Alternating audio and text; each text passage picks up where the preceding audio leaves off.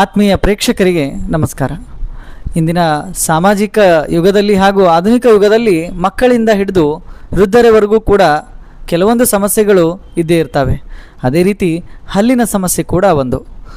ಇಂದಿನ ಮಕ್ಕಳಿಂದ ಹಿಡ್ಕೊಂಡು ಎಲ್ಲ ವಯಸ್ಸಾದವರಿಗೂ ಕೂಡ ಹಲ್ಲಿನ ಸಮಸ್ಯೆ ಬಂದಾಗ ಕೆಲವೊಂದು ಚಿಕಿತ್ಸೆಗಳು ನಾವು ಮನೆಯಲ್ಲೇ ಕೊಡ್ತಾರೆ ಅಂತ ಹೇಳ್ತಾರೆ ಉಂಟು. ಹಾಗೂ ಆಸ್ಪತ್ರೆಗೂ ಹೋದಾಗ ಕೆಲವೊಂದು ಸಲ ನಮಗೆ ಭಯ ಕೂಡ ಆಗುತ್ತೆ. ಈ ಎಲ್ಲ ಒಂದು ತೊಂದರೆಗೆ ಪರಿಹಾರವನ್ನು ಇಂದಿನ ವಿಡಿಯೋದಲ್ಲಿ ನಮ್ಮ ವೈದ್ಯರಾದಂತಹ ಸಂದೀಪ್ ಸರ್ ಅವರು ನಮಗೆ ತಿಳಿಸ್ಕೊಡ್ತಾರೆ. ಹಾಗಾದರೆ ತಡ ಮಾಡೋದು ಬೇಡ.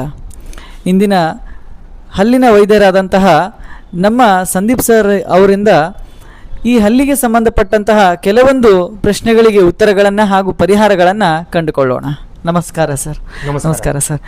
ಸರ್, ತಮ್ಮ ಪರಿಚಯ. ನಮಸ್ಕಾರ, ನನ್ನ ಹೆಸರು ಡಾಕ್ಟರ್ ಸಂದೀಪ್ ಅಂತ. ನಾನು ಏಕದಂತ ಡೆಂಟಲ್ ಕೇರ್ ಅಂತ ಇಲ್ಲಿ ಕಲಬುರಗಿಯಲ್ಲಿ ಅಪೋಸಿಟ್ ಗೋ ಹೋಟೆಲ್ ಪ್ರಾಕ್ಟೀಸ್ ಮಾಡ್ತಾ ಇದ್ದೀನಿ. ಹಾಗೆ ಪ್ಯಾರಲಲ್ಲಿ ಕಾಲೇಜಲ್ಲಿನೂ ವರ್ಕ್ ಮಾಡ್ತೀನಿ, ಮತ್ತು ಆ ಥರ ಆರ್ಟಿಕಲ್ಸ್ ರಿಸರ್ಚ್ನೂ ಮಾಡ್ತಾ ಇರ್ತೀನಿ. ಅದಕ್ಕೆ ಲೈಕ್ ಡೆಂಟಿಸ್ಟಲ್ಲಿ ಬಂದುಬಿಟ್ಟು ಆಲ್ಮೋಸ್ಟ್ ಲೈಕ್ 19 ಇಯರ್ಸ್ ಐತಿ. ಇವಾಗ ಪ್ರಾಕ್ಟೀಸ್ನೂ ಇದೆ, ಟೀಚಿಂಗ್ನೂ ಮಾಡ್ತೀವಿ, ಎಲ್ಲನೇ ಮಾಡ್ತೀವಿ ಇದರಲ್ಲಿ. Okay sir. ಸರ್, ಹಲ್ಲಿನ ಸಮಸ್ಯೆ ಬಗ್ಗೆ ಕೆಲವೊಂದು ಪ್ರಶ್ನೆಗಳನ್ನು ನಮ್ಮ ವೀಕ್ಷಕರು ಕೂಡ ಕೇಳಿದರು. ಅದೇ ರೀತಿ ನಾನು ಕೆಲವೊಂದು ಪ್ರಶ್ನೆಗಳನ್ನು ತಂದಿದ್ದೇನೆ ಸರ್. ನಿಮ್ಮ ಒಂದು ಸಹಕಾರದಿಂದ ಆ ಪ್ರಶ್ನೆಗಳನ್ನು ಕೇಳಬೇಕು ಅಂತ ನಾನು ಬಯಸ್ತೇನೆ ಸರ್. ಸರ್, ಹಲ್ಲು, ಬಾಯಿ ಆರೋಗ್ಯ ಈ ಎಲ್ಲ ನಮ್ಮ ಹೆಲ್ತ್ ಮೇಲೆ ಯಾವ ರೀತಿ ಒಂದು ಇಂಪ್ಯಾಕ್ಟನ್ನು ಕೊಡುತ್ತೆ ಸರ್? ಯಾವ ರೀತಿ ಪರಿಣಾಮ ಇರುತ್ತೆ? ಇವಾಗ ದಿನನಿತ್ಯ ನೋಡ್ದಂಗೆ ಪೇಷಂಟ್ಸಲ್ಲಿ ಇವಾಗ ಕ್ಯಾಲ್ಕುಲಸ್ ಅಂತ ಅಂತೀವಿ, ಅದು ಬಂದುಬಿಟ್ಟು ಮಧುಮೇಹ ಕಾರಣ ಅಂತ ರೀಸೆಂಟಾಗಿ ರಿಸರ್ಚ್ ಮಾಡಿದ್ದಾರೆ. ಈಗ ಏನು ಪ್ಲಾಕ್ ಅಂತಿರುತ್ತೆ ಅಲ್ಲ, ಅದು ಬಂದುಬಿಟ್ಟು ಈವನ್ ಹಾರ್ಟ್ ಡಿಸೀಸ್ನೂ ಆಗುತ್ತೆ ಅಂತ ಹೇಳ್ತಾರೆ. ಕ್ರಾನಿಕ್ ಹಾರ್ಟ್ ಡಿಸೀಸ್ನೂ ಆಗ್ಬೋದು, CHD ಅಂತಂತಾರೆ. ಆ ಕ್ಯಾಲ್ಕುಲಸ್ ಏನಿದೆ ಅದು ನಮ್ಮ ಬ್ಲಡ್ ಸ್ಟ್ರೀಮಲ್ಲಿ ಹೋಗ್ಬಿಟ್ಟು it will block the arteries ಎಲ್ಲ ಬ್ಲಾಕ್ ಮಾಡ್ತಾ ಇದೆ ಅಂತ ರೀಸೆಂಟಾಗಿ ಸಂಶೋಧನೆ ಮಾಡಿದ್ದಾರೆ. ಅದರಿಂದ ಡಯಾಬಿಟೀಸ್ ಆಗ್ಬೋದು, ಹಾರ್ಟ್ ಡಿಸೀಸ್ ಆಗ್ಬೋದು, ಅದು ಎಫೆಕ್ಟ್ ಆಗ್ಬೋದು. ಹಲ್ಲಿನ ತೊಂದರೆಯಿಂದ ಎಫೆಕ್ಟ್ ಆಗೋದು. ಸರ್, ಸಾಮಾನ್ಯವಾಗಿ ಈಗ ನಿಮ್ಮಲ್ಲಿ ಬರುವಂತಹ ಪೇಷಂಟ್ಗಳಲ್ಲಿ ಹಲ್ಲಿನ ಸಮಸ್ಯೆ ಅಂದರೆ ಯಾವುದು ಹೆಚ್ಚಾಗಿರುತ್ತೆ ಸರ್? ಅಂದರೆ ಯಾವುದು? ಇವಾಗ ಜಾಸ್ತಿಯಾಗಿ ಚಿಕ್ಕ ಮಕ್ಕಳು ನೋಡಬೇಕಂದ್ರೆ ಸ್ವೀಟ್ಸ್ ತಿಂತಾರೆ, ಚಿಪ್ಸ್ ತಿಂತಾರೆ, ಚಾಕ್ಲೇಟ್ಸ್ ತಿಂತಾರೆ, ಕೋಲ್ಡ್ ಡ್ರಿಂಕ್ಸ್ ಕುಡಿತಾರೆ. ಅದರಿಂದ ಏನಾಗುತ್ತೆ, ಮೇಲ್ಗಡೆ ಏನು ಲೇಯರ್ ಇರುತ್ತೆ ಡೆಂಟಿನ್ ಅಂತ ಹೇಳ್ತೀವಿ, ಅದು ಇಟ್ ಈಸ್ ದ ಅಂದರೆ ಜಾಸ್ತಿ ಹಾರ್ಡ್ ಇರೋದು ಲೇಯರ ಡೆಂಟಿನ್ ಅಂತ. ಅದಕ್ಕೆ ಯಾವಾಗ ಅಟ್ಯಾಕ್ ಆಗುತ್ತೆ, ಕಪ್ಪು ಚುಕ್ಕಿಯಿಂದ ಸ್ಟ್ರೆಪ್ಟೋಕಾಕಸ್ ಅಂತ ಹೇಳ್ತೀವಿ, ಆ ಮೈಕ್ರೋ ಆರ್ಗಾನಿಸಮಿಂದ ಮೇಲಿಂದ ಏನು ಲೇಯರ್ ಇರುತ್ತೆ ಅದು ಹೋಗ್ಬಿಡುತ್ತೆ. ಹೋಗಿದ ನಂತರ ಸ್ಟಾರ್ಟ್ ಆಗುತ್ತೆ ಅಲ್ಲಿಂದ ಹುಳುಕಲ್ ಅಂತ ಏನು ಹೇಳ್ತಾರಲ್ಲ, ಅಲ್ಲಿಂದ ಕಪ್ಪಾಗುತ್ತೆ ಹಲ್ಲು. ಮತ್ತು ಆಮೇಲೆ ಚಿಕ್ಕ ಮಕ್ಕಳಲ್ಲಿ ಪಲ್ಪಟಮಿ ಅಂತ ಹೇಳ್ತಾರೆ. ದೊಡ್ಡವರಲ್ಲಿ ಜಾಸ್ತಿ ನೋಡೋದಂದರೆ ರೂಟ್ ಕೆನಾಲ್ ಟ್ರೀಟ್ಮೆಂಟ್ ನೋಡ್ತೀವಿ. ಮತ್ತು ಆಮೇಲೆ ಬಾಯಿ ವಾಸನ ಅಂತ ಹೇಳ್ತಾರೆ, ಸ್ಮೆಲ್ ಬರುತ್ತೆ ಅಂತ ಹೇಳ್ತಾರೆ, ಬ್ಲೀಡಿಂಗ್ ಗಮ್ಸ್ ಅಂತ ಹೇಳ್ತಾರೆ. ಅದು ಎಲ್ಲ ಜಾಸ್ತಿ ನೋಡ್ತಾ ಇರೋದು ನಾಳೆ. ಸರ್, ಈಗ ನೀವು ಹೇಳಿದಾಗೆ ಹಲ್ಲಿನ ಚಿಕಿತ್ಸೆ ಅಂದಾಗ ಎಷ್ಟೋ ಜನ ಮನೆಯಲ್ಲೇ ಚಿಕಿತ್ಸೆ ತೆಗೆದುಕೊಳ್ಳೋದು ಉಂಟು ಸರ್. ಕೆಲವೊಂದು ಸಲ ಮನೇಲಿ ಏನಾದರೂ ಹಲ್ಲು ನೋವು ಅಂದಾಗ ಲವಂಗಗಳಾಗಿರ್ಬೋದು, ಅಥವಾ ಅದು ಆಸ್ಪತ್ರೆಗೆ ಬರಬೇಕು ಅಥವಾ ಮನೆಯಲ್ಲೇ ಚಿಕಿತ್ಸೆ ಇದಕ್ಕೆ ಇದೇನಾ ಅಥವಾ ಇಲ್ವಾ ಸರ್? ಅದು ತಾತ್ಕಾಲಿಕವಾಗಿ ರಿಲೀಫ್ ಮಾಡುತ್ತೆ ಅಷ್ಟೇ. ಬಟ್ ಒಳಗಡೆಯಿಂದ ಹಲ್ಲಿಗೆ ಅದು ಏನೂ ಅಡ್ವಾಂಟೇಜ್ ಆಗಂಗಿಲ್ಲ, ಅದರಿಂದ ಏನೂ ಲಾಭ ಇಲ್ಲ. ಬಟ್ ಟೆಂಪ್ರರಿ ಆಗಿ ಮಾಡ್ಕೋತಾರೆ. ಕೆಲವೊಂದು ಜನ ಇಲ್ಲಿ ಕೇಳಿದ್ದೀವಿ, ಈವನ್ ಲವಂಗ ಎಣ್ಣೆ ಆಗಲಿ ತಂಬಾಕ್ನೂ ಹಿಡ್ಕೋತಾರಂತ. ಅದಕ್ಕೆ ಕೆಲವೊಂದು ಸತಿ ಮ್ಯಾಲಿಂದ ಮಲಮ್ನೂ ಹಚ್ಕೋತಾರಂತ. ಆ ಥರ ಎಲ್ಲ ಮಾಡ್ಕೊಂಡು ಬರ್ತಾರೆ. ಬಟ್ ಅದು ತಾತ್ಕಾಲಿಕವಾಗಿ 1 ದಿನ 2 ದಿನ ಮಾಡೋದು, ಪರ್ಮನೆಂಟ್ ಆಗಿ ಸೊಲ್ಯೂಷನ್ ಬರೋಂಗಿಲ್ಲ. ಬಟ್ ಯೂಶ್ವಲಿ ಎಲ್ಲ ಆಗಿದ ನಂತರ ನೋವು ಕಮ್ಮಿ ಆಗಿಲ್ಲ ಅಂದರೆ ಮಾತ್ರ ಬರ್ತಾರೆ ಇಲ್ಲಿ. ಆಮೇಲೆ ಅದಕ್ಕೆ ನಾವು ಪರಿಹಾರ ಕೊಟ್ಟಿದ ನಂತರ ಪರ್ಮನೆಂಟ್ ಪರಿಹಾರ ಕೊಡ್ತೀವಿ ನಾವು. ಇಲ್ಲಿಂದ ಟೆಂಪ್ರರಿ ಏನಾಗಂಗಿಲ್ಲ, ಇಲ್ಲಿ ಪರ್ಮನೆಂಟ್ ಪರಿಹಾರ ಕೊಟ್ಟಿದ ನಂತರನೇ ಸೊಲ್ಯೂಷನ್ ಆಗುತ್ತೆ ಅದಕ್ಕೆ. ಇಲ್ಲ ಸರ್, ನೀವು ಹೇಳಿದಾಗೆ ಎಷ್ಟೋ ಸಲ ಇದು ಒಂದು ರೀತಿ ಅಂದರೆ ಹಳ್ಳಿ ವಾತಾವರಣದಿಂದನೂ ಕೂಡ ಲವಂಗ ಆಯಿತು ಅಂತ ಅದು ತಾತ್ಕಾಲಿಕ ಪರಿಣಾಮವನ್ನು ಕೊಡೋದು ಸರಿಯಾಗಿ ಅದ ಸರ್. ಆದರೆ ಆಸ್ಪತ್ರೆಗೆ ಬಂದ ನಂತರ ಅದ್ರ ಪೂರ್ತಿ ಕ್ಲಿಯರ್ ಆಗ್ತದೆ ಅಂತ ನೀವು ಹೇಳ್ತೀರಿ. ಅಲ್ಲಿ ಅವ್ರಿಗೆ ರಾತ್ರಿ ಅಂದರೆ ಅಕ್ಕಪಕ್ಕದವ್ರ ಮನೆಯವರು ಆಗಲಿ, ಅದು ದಾದಿಜಿಕೆ ನುಸ್ಕೇನ್ ಅಂತಾರಲ್ಲ ಹಳೇದು, ಆ ಥರ ಅವ್ರು ಹೇಳ್ತಾರೆ. ಬಟ್ ಅದು ಪರ್ಮನೆಂಟ್ ಸೊಲ್ಯೂಷನ್ ಆಗಂಗಿಲ್ಲ. ಯಾಕಂದರೆ ಇವಾಗ ಹುಳುಕಲಾಗಿದೆ ಅಂದರೆ ಕಪ್ಪಾಗಿರುತ್ತೆ ಹಲ್ಲು, ಮೈಕ್ರೋ ಆರ್ಗಾನಿಸಮ್ಸ್ ಇರುತ್ತೆ, ಅದರಲ್ಲಿ ಬ್ಯಾಕ್ಟೀರಿಯಾಸ್ ಇರುತ್ತೆ, ಅದರಿಂದ ಹುಳುಕಾಗಿರುತ್ತೆ. ಬಟ್ ಅದು ಪಕ್ಕದಲ್ಲಿ ಟೆಂಪ್ರರಿ ಸೊಲ್ಯೂಷನ್ ಅಂತಂದರೆ ಅದೇ ತಾತ್ಕಾಲಿಕವಾಗಿ ನೋವು ಕಮ್ಮಿ ಮಾಡುತ್ತೆ. ಬಟ್ ಪರ್ಮನೆಂಟ್ ಸೊಲ್ಯೂಷನ್ ಆಗಂಗಿಲ್ಲ. ಆ ಥರನೇ ಮಾಡ್ಕೋತಾ ಹೋದರೆ ಹಲ್ಲು ಕೊಳ್ತು ಹೋಗುತ್ತೆ. ಇಲ್ಲ ಸರ್, ಖಂಡಿತವಾಗ್ಲೂ ಸರ್. ಸರ್, ಈ ಹಲ್ಲುಗಳು ಅಂತ ಬಂದಾಗ ಅದನ್ನು ಕ್ಲೀನ್ ಮಾಡೋದು ಕೂಡ ಅಷ್ಟೇ ಮುಖ್ಯ ಆಗುತ್ತೆ ಸರ್, ಬ್ರಷ್ ಮಾಡೋದು. ಹಾಗಾದರೆ ಸರ್, ನಾವು ದಿನಕ್ಕೆ ಎಷ್ಟು ಬಾರಿ ಹಲ್ಲನ್ನು ಉಜ್ಜಬೇಕು ಅಂತ, ಅಥವಾ ಎಷ್ಟು ನಿಮಿಷಗಳ ಕಾಲ? ಇವಾಗ ಮುಂಚೆಂದೇ ಹೇಳ್ಕೊಂಡು ಬಂದಿದ್ದಾರೆ, ಮಿನಿಮಮ್ 2 ಸತಿ ಬ್ರಷ್ ಮಾಡಬೇಕು. ಯಾಕಂದರೆ ಬೆಳಗ್ಗೆ ನಾವು ತಿಂಡಿದೆಲ್ಲ ನಾವು ಎಲ್ಲ ತಿಂತೀವಿ, ಲೈಕ್ ಜಿಗಟಿದ್ದಿದ್ದು ಊಟ ಮಾಡ್ತೀವಿ, ಎಲ್ಲ ಸೊಪ್ಪಾಗಲಿ ಕಾಯಿಪಲ್ಯ ಆಗಲಿ ಅದು ಹಲ್ಲಿನ ಮಧ್ಯದಲ್ಲಿ ಹಲ್ಲಿನ ಮೇಲೆ ಮೆತ್ಕೊಂಡಿರುತ್ತೆ. ಅದಕ್ಕೆ ಏನು ಮಾಡ್ತಾರೆ, ಬೆಳಗ್ಗೆ ಒಂದು ಸತಿ ಬ್ರಷ್ ಮಾಡಬೇಕು, ರಾತ್ರಿ ಎಲ್ಲ ಬ್ರಷ್ ಮಾಡಬೇಕು ಅಂತ ಹೇಳ್ತಾರೆ. ಅದಕ್ಕೆ 2 ಬಾರಿ ಮಿನಿಮಮ್ ಮಾಡಲೇಬೇಕು ಬ್ರಷ್. ಅಂದ್ರೆ ಊಟದ ನಂತರ ಒಂದ್ಸಲ ಬ್ರಷ್ ಮಾಡಿ. ಹೌದು, ಹಲ್ಲು ಗಟ್ಟಿ ಇರಬೇಕು, ನೀಟಾಗಿರಬೇಕು, ಕ್ಲೀನಾಗಿ ಹೈಜಿನಿಕ್ ಆಗಿರಬೇಕು ಅಂತಂದರೆ, ಯಾವುದು ಇನ್ನು ಮುಂದೆ ಸಮಸ್ಯೆ ಬರಬಾರ್ದು ಅಂತಂದರೆ ಮಿನಿಮಮ್ ನಾವು 2 ಸತಿ ಬ್ರಷ್ ಮಾಡಲೇಬೇಕು. 2 ಟೈಮ್ಸ್ ಅಂದ್ರೆ ಆಗಲೇಬೇಕು ಸರ್. ಹೌದು ಸರ್, ಸಾಮಾನ್ಯವಾಗಿ ಒಸಡುಗಳಲ್ಲಿ ರಕ್ತ ಬರೋದು ಕೆಲವೊಂದ್ಸಲ ಆಗುತ್ತೆ ಸರ್. ಹೌದು. ಇದರ ಹಿಂದಿನ ಕಾರಣ ಸಡನ್ ಆಗಿ ಒಸಡುಗಳಲ್ಲಿ ರಕ್ತ ಕಾಣಿಸ್ಕೊಳ್ಳೋದು. ಇವಾಗ ಇದರಲ್ಲಿ ಜಿಂಜಾಲ್ ಇನ್ಫ್ಲಮೇಷನ್ ಅಂದರೆ ಒಸಡಿಂದು ರೋಗ ಇರ್ಬೋದು. ಅದು ಏನಂತಂದರೆ ಕ್ಯಾಲ್ಕುಲಸ್ ಏನಂತೀವೋ, ಅಂದರೆ ಅದು ಪಾಚಿತರಾಗಿ ಇಟ್ಕೊಂಡಿರುತ್ತೆ, ಅದರಿಂದಲೇ ಆಗ್ಬೋದು. ಇಲ್ಲ ಅಂದರೆ ಸ್ವೆಲ್ಲಿಂಗ್ ಇರುತ್ತೆ ಹಲ್ಲಲ್ಲಿ, ಅದರಿಂದಲೇ ಆಗ್ಬೋದು. ಇಲ್ಲಾಂದರೆ ಬ್ಲೀಡಿಂಗ್ ಗಮ್ಸ್ ಏನಂತಂದರೆ ಕೆಲವೊಂದು ಸತಿ it might lead because of the diabetes. ಅದಕ್ಕೆ ಅವ್ರಿಗೆ ಬ್ಲಡ್ ಟೆಸ್ಟ್ ಮಾಡಿಸ್ತೀವಿ ನಾವು. ಬ್ಲಡ್ ಟೆಸ್ಟ್ ಮಾಡಿಸಿದ ನಂತರ ರಿಪೋರ್ಟ್ಸ್ ಬರುತ್ತೆ. ನಾರ್ಮಲ್ ಆಗಿದ್ರೆ ಕ್ಲೀನಿಂಗ್ ಮಾಡಿದರೆ 1 ವಾರಲ್ಲಿ ವಾಸಿ ಆಗುತ್ತೆ ಬ್ಲೀಡಿಂಗ್ ಗಮ್ಸ್ ಬರೋದು. ಅದರಿಂದ ಕಮ್ಮಿ ಆಗಿಬಿಡುತ್ತೆ ಬ್ಲಡ್ ಪೂರ ಬರೋದು. ಸರ್, ಒಂದು ವೇಳೆ ಈ ಒಸಡಿನಲ್ಲಿ ರಕ್ತ ಬರುವುದು ನಾವು ನಿರ್ಲಕ್ಷ್ಯ ಮಾಡಿದ್ರೆ ಆಗುವಂತಹ ತೊಂದರೆಗಳು ಸರ್, ಅಂದ್ರೆ ಹಾಗೆ ಬರುತ್ತೆ ಅಂತ ಹೇಳಿ ಬಿಟ್ಟರೆ? ಹಾಗಾದರೆ ಒಸಡು ರೋಗ ಆಗುತ್ತೆ. ಆಮೇಲೆ ಇದೇ ಏನು ರಕ್ತ ಬರುತ್ತಾ ಇರುತ್ತೆ, ಇನ್ಫೆಕ್ಷನ್ ಅಂತ ಏನಂತೀವಿ, ಪಸ್ ಫಾರ್ಮೇಷನ್ ಏನಂತೀವಲ್ಲ, ಅದು ಕಿವ ಏನು ತುಂಬಿರುತ್ತೆ ಒಳಗಡೆಯಿಂದ, ಅದು ಮೂಳೆ ತಿಂತಾ ಹೋಗುತ್ತೆ. ಫೈನಲ್ ಅದು ಟ್ರೀಟ್ಮೆಂಟ್ ಅಂತಂದರೆ ಹಲ್ಲೇ ತೆಗಿಬೇಕು. ಯಾಕಂದರೆ ಹಲ್ಲು ಉಚ್ಕೊಂಡು ಬರುತ್ತೆ, ಅಲ್ಲಿ ನಿಧಾನ ಅಳ್ಳಾಡಿಬಿಟ್ಟು ಹಲ್ಲು ಬಂದುಬಿಡುತ್ತೆ ಆಚೆ. ಪೂರ್ತಿ ಹಲ್ಲು ಅಂದ್ರೆ ಒಂದ್ರ ನಂತರ ಒಂದು ಹಲ್ಲುಗಳು ಆಗ್ತಾ ಹೋಗುತ್ತೆ. ಅದು ಆ ಥರನೇ ಇಗ್ನೋರ್ ಏನು ಮಾಡ್ತಾರೆ, ಮಾಡಿದರೆ ಖಂಡಿತ ಹಲ್ಲು ಸುಮಾರು 6 ತಿಂಗಳಾಗಲಿ, ಕೆಲವೊಂದು ಜನರಿಗೆ 6 ತಿಂಗಳಲ್ಲೇ ಬಿದ್ದುಬಿಡುತ್ತೆ ಹಲ್ಲು. ಕೆಲವೊಂದು ಸತಿ 1 ವರ್ಷ 1.5 ವರ್ಷ ಅವ್ರು ಯಾವ ಥರ ಬ್ರಷ್ ಮಾಡ್ತಾರೆ ಅದ್ರ ಮೇಲೆ ಡಿಪೆಂಡ್ ಆಗುತ್ತೆ ಸರ್. ಸರ್, ಈ ಆಗ್ತಾನೆ ನೀವು ಹೇಳಿದ ಹಾಗೆ ಹಲ್ಲಿನ ದುರ್ವಾಸನೆ ಕೂಡ ಇಲ್ಲಿ ಮುಖ್ಯ ಆಗುತ್ತೆ ಸರ್. ಎಷ್ಟೋ ಸಲ ನಾವು ಮಕ್ಕಳನ್ನು ನೋಡಿದಾಗ ಬ್ರಷ್ ಮಾಡಿದ್ರು ಕೂಡ ಮಕ್ಕಳ ಬಾಯಿಯಿಂದ ದುರ್ವಾಸನೆ, ಹಲ್ಲಿನ ದುರ್ವಾಸನೆ ಆಗಿರ್ಬೋದು ಅಥವಾ ಬಾಯಿ ದುರ್ವಾಸನೆ ಕಂಡು ಬರೋದಕ್ಕೆ ಸರ್ ಮೂಲ ಕಾರಣ ಅದಕ್ಕೆ ಒಂದಾದರೂ ಕ್ಯಾವಿಟೀಸ್ ಅಂತಂತೀವಿ. ಇವಾಗ ನಾವು ಫಾರ್ ಎಕ್ಸಾಂಪಲ್ ಈರುಳ್ಳಿ ಕಟ್ ಮಾಡಿಬಿಟ್ಟು ಆಚೆ ಇಟ್ಟರೆ 1 ದಿನ 2 ದಿನ ಚೆನ್ನಾಗಿರುತ್ತೆ, ಅದು 3ನೇ ದಿನ ಕೊಳೆತು ಹೋಗುತ್ತೆ. ಆ ಥರನೇ ಸೇಮ್ ಕ್ಯಾವಿಟೀಸಲ್ಲಿನೂ ಏನರೇ ಊಟ ಸಿಗಿಬಿದ್ದಾಗ 1 ದಿನ 2 ದಿನ ಸರಿಯಾಗಿ ಸ್ಮೆಲ್ ಬರೋಂಗಿಲ್ಲ, 3ನೇ ದಿನ ಜಾಸ್ತಿ ಸ್ಮೆಲ್ ಬರುತ್ತೆ. ಬಟ್ ಇಲ್ಲಿ ಇನ್ನೊಂದು ಏನಂತಂದರೆ ನಾಲ್ಗೆ ಮೇಲೂ ಬ್ಯಾಕ್ಟೀರಿಯಾಸ್ ಇರುತ್ತೆ, ಅದರಿಂದನೂ ಸ್ಮೆಲ್ ಬರ್ಬೋದು. ಗ್ಯಾಸ್ಟ್ರೈಟಿಸಿಂದ ಸ್ಮೆಲ್ ಬರ್ಬೋದು. ಈ ಎಲ್ಲ ಕಾರಣ ಇರ್ಬೋದು ಅದಕ್ಕೆ. ಕೆಲವೊಂದು ಸತಿ ಲೈಕ್ ಜಾಸ್ತಿ ಈರುಳ್ಳಿ ಬೆಳ್ಳುಳ್ಳಿ ತಿಂದ್ರೂ ಸ್ಮೆಲ್ ಬರುತ್ತೆ. But it is A falls smell. ಅದು ಬ್ರಷ್ ಮಾಡಿದಾಗ ಹೋಗ್ಬಿಡುತ್ತೆ, ಇಲ್ಲಾಂದರೆ ಮೌತ್ ವಾಶ್ ಹಾಕೊಂಡ್ರೆ ಹೋಗ್ಬಿಡುತ್ತೆ. ಬಟ್ ಇದು ಏನಿರುತ್ತೆ ಕ್ಯಾವಿಟೀಸಿಂದ. ಮತ್ತು ಕೆಲವೊಂದು ಸತಿ ಸ್ಮೆಲ್ ಬರೋದು ದೌಡಿ ಹಲ್ಲಿ ಏನು ಬೆಳೀತಾ ಇರುತ್ತೆ, ಆವಾಗ ಒಸಡಲ್ಲಿ ಎಲ್ಲ ಊಟ ಹೋಗಿ ಸಿಗ್ಬಿಡುತ್ತೆ. ಅದರಿಂದ ಏನಾಗುತ್ತೆ, ಸ್ಮೆಲ್ ಬರೋ ಸ್ಟಾರ್ಟ್ ಆಗುತ್ತೆ. ಬಾಯಿಂದ ಸ್ಮೆಲ್ ಬರೋದಕ್ಕೆ ಕರೆಕ್ಟಾಗಿ ಬ್ರಷ್ ಮಾಡಿಲ್ಲ ಅಂದರೆ ಸ್ಮೆಲ್ ಆಗುತ್ತೆ. ಅಂದ್ರೆ ಸರ್ ಅದು ಮೂಲ ಅಂದ್ರೆ ಹಲ್ಲಿನ ಸ್ಮೆಲ್ ಆಗಿರ್ತದೆ, ಬಾಯಿ ಸ್ಮೆಲ್ ಅಂತ. ನಾಲ್ಗೆಯಿಂದ ಬಂದ್ರೂ ಹಲ್ಲಲ್ಲಿ ಪಾಚೆ ಗೀಚೆ ಕಟ್ಕೊಂಡ್ರು ಸ್ಮೆಲ್ ಬಂದಿರುತ್ತೆ ಸರ್. ಸರ್, ಈಗ ಕೆಲವೊಂದು ಮಕ್ಕಳಿಗೆ ಅಥವಾ ಕೆಲವೊಬ್ಬ ವ್ಯಕ್ತಿಗಳಿಗೆ ನೋಡಿದಾಗ ಹಲ್ಲುಗಳು ಹಳದಿ ಆಗಿರ್ತಾವೆ ಸರ್, ಎಲ್ಲೋ ಲೈಟಾಗಿ ಎಲ್ಲೋ ಕಲರ್ ಆಗಿರ್ತಾವೆ ಸರ್. ಹಾಗೂ ಅವರನ್ನು ಬಿಳಿ ಹಲ್ಲುಗಳು ಅಂದರೆ ಮೊದಲು ಬಿಳಿ ಹಲ್ಲುಗಳಾಗಿರ್ತಿದ್ವು, ನಂತರ ಹಳದಿ ಆಗೋದಕ್ಕೆ ಕಾರಣ ಏನಾದರೂ ಅದಕ್ಕೆ ಸಮಸ್ಯೆ ಸರ್? ಇವಾಗ ಚಿಕ್ಕ ಮಕ್ಕಳಾಗಲಿ ದೊಡ್ಡವರಾಗಲಿ ಎಲ್ಲ ಥರ ಊಟ ಮಾಡ್ತಾರೆ, ಎಣ್ಣೆ ಪದಾರ್ಥ ಆಗಲಿ ಕಲರ್ ಪದಾರ್ಥ ಆಗಲಿ. ಇವಾಗ ನೀವು ಇಲ್ಲಿ ಹೋಟೆಲ್ಸಲ್ಲಿ ರೆಸ್ಟೋರೆಂಟ್ಸಲ್ಲಿ ಹೋದಾಗ ಗೋಬಿ ಮಂಚೂರಲ್ಲಿ ಕೆಂಪು ಬಣ್ಣ ಹಾಕ್ತಾರೆ, ಪಾಲಕ್ ಪನ್ನೀರಲ್ಲಿ ಹಸಿರು ಬಣ್ಣ ಹಾಕ್ತಾರೆ. ಅದೇನಾಗುತ್ತೆ, ಹಲ್ಲಿನ ಮೇಲೆ ಹಿಡ್ಕೊಂಡ್ಬಿಡುತ್ತೆ. ಹಲ್ಲು ವೈಟ್ ಇದೆ ಅಂತ ಎಲ್ಲರದ್ದು ವೈಟ್ ಇರೋಂಗಿಲ್ಲ, ಆ ಫೇಶಿಯಲ್ ಕಲರ್ ಮೇಲೆ ಹೋಗುತ್ತೆ. ಇವಾಗ ನಮ್ಮ ಇದರಲ್ಲಿ 20-30 ಕಲರ್ಸ್ ಇರುತ್ತೆ, ವೈಟಲ್ಲೇ ಶೇಡ್ಸ್ ಇರುತ್ತೆ ಅಲ್ಲ, ಅದರಿಂದ ಎಲ್ಲರದ್ದು ವೈಟ್ ಇರುತ್ತೆ ಅಂತಿಲ್ಲ. ಕೆಲವೊಂದು ಮಂದಿಗೆ ಯೆಲ್ಲೋಯಿಶ್ ಇರುತ್ತೆ.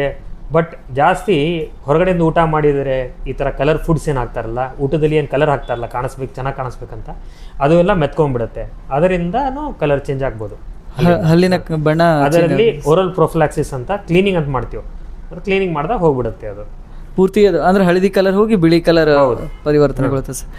ಸರ್, ಈಗ ಯಾವುದಾದ್ರೂ ಒಂದು ರೋಗಿ ಹಲ್ಲಿನ ಬಗ್ಗೆ ಬಂದಾಗ ಸರ್, ಕೆಲವೊಂದು ಸಲ ಇಲ್ಲ ಈ ಹಲ್ಲನ್ನು ತೆಗಿಲೇಬೇಕು ಅಂತ ಸಂದರ್ಭ ಬಂದಾಗ ಸರ್, ಅದು ಯಾವ ಸಂದರ್ಭಕ್ಕೆ ತೆಗಿಬೋದು ಸರ್? ಅಂದರೆ ಹಲ್ಲು ತೆಗಿಸ್ಬೇಕಾಗಿತ್ತಂದ್ರು ಕೆಲವೊಂದು ಸತಿ ಹಲ್ಲಿನ ಮಧ್ಯದಲ್ಲಿ ಫ್ರ್ಯಾಕ್ಚರ್ ಇದ್ರೆ ಕೆಲವೊಂದು ಜನ ಬಾಟಲ್ನು ತೆಗಿಯೋಕೆ ಹೋಗ್ತಾರೆ ಹಲ್ಲಿಂದ, ಅಲ್ಲಿ ಫ್ರ್ಯಾಕ್ಚರ್ ಆಗಿರುತ್ತೆ ಸರ್. ಇಲ್ಲ ಕೆಲವೊಂದು ಸತಿ ಆಗುತ್ತೆ ಅಂತಂದರೆ ಕಿವ ಪೂರ ಹಲ್ಲು ಕೆಳಗಡೆವರೆಗೂ ಬೇರ್ವರೆಗೂ ಹೋಗಿರುತ್ತೆ, ಒಸಡು ಪೂರ್ತಿ ವೀಕ್ ಆಗಿರುತ್ತೆ.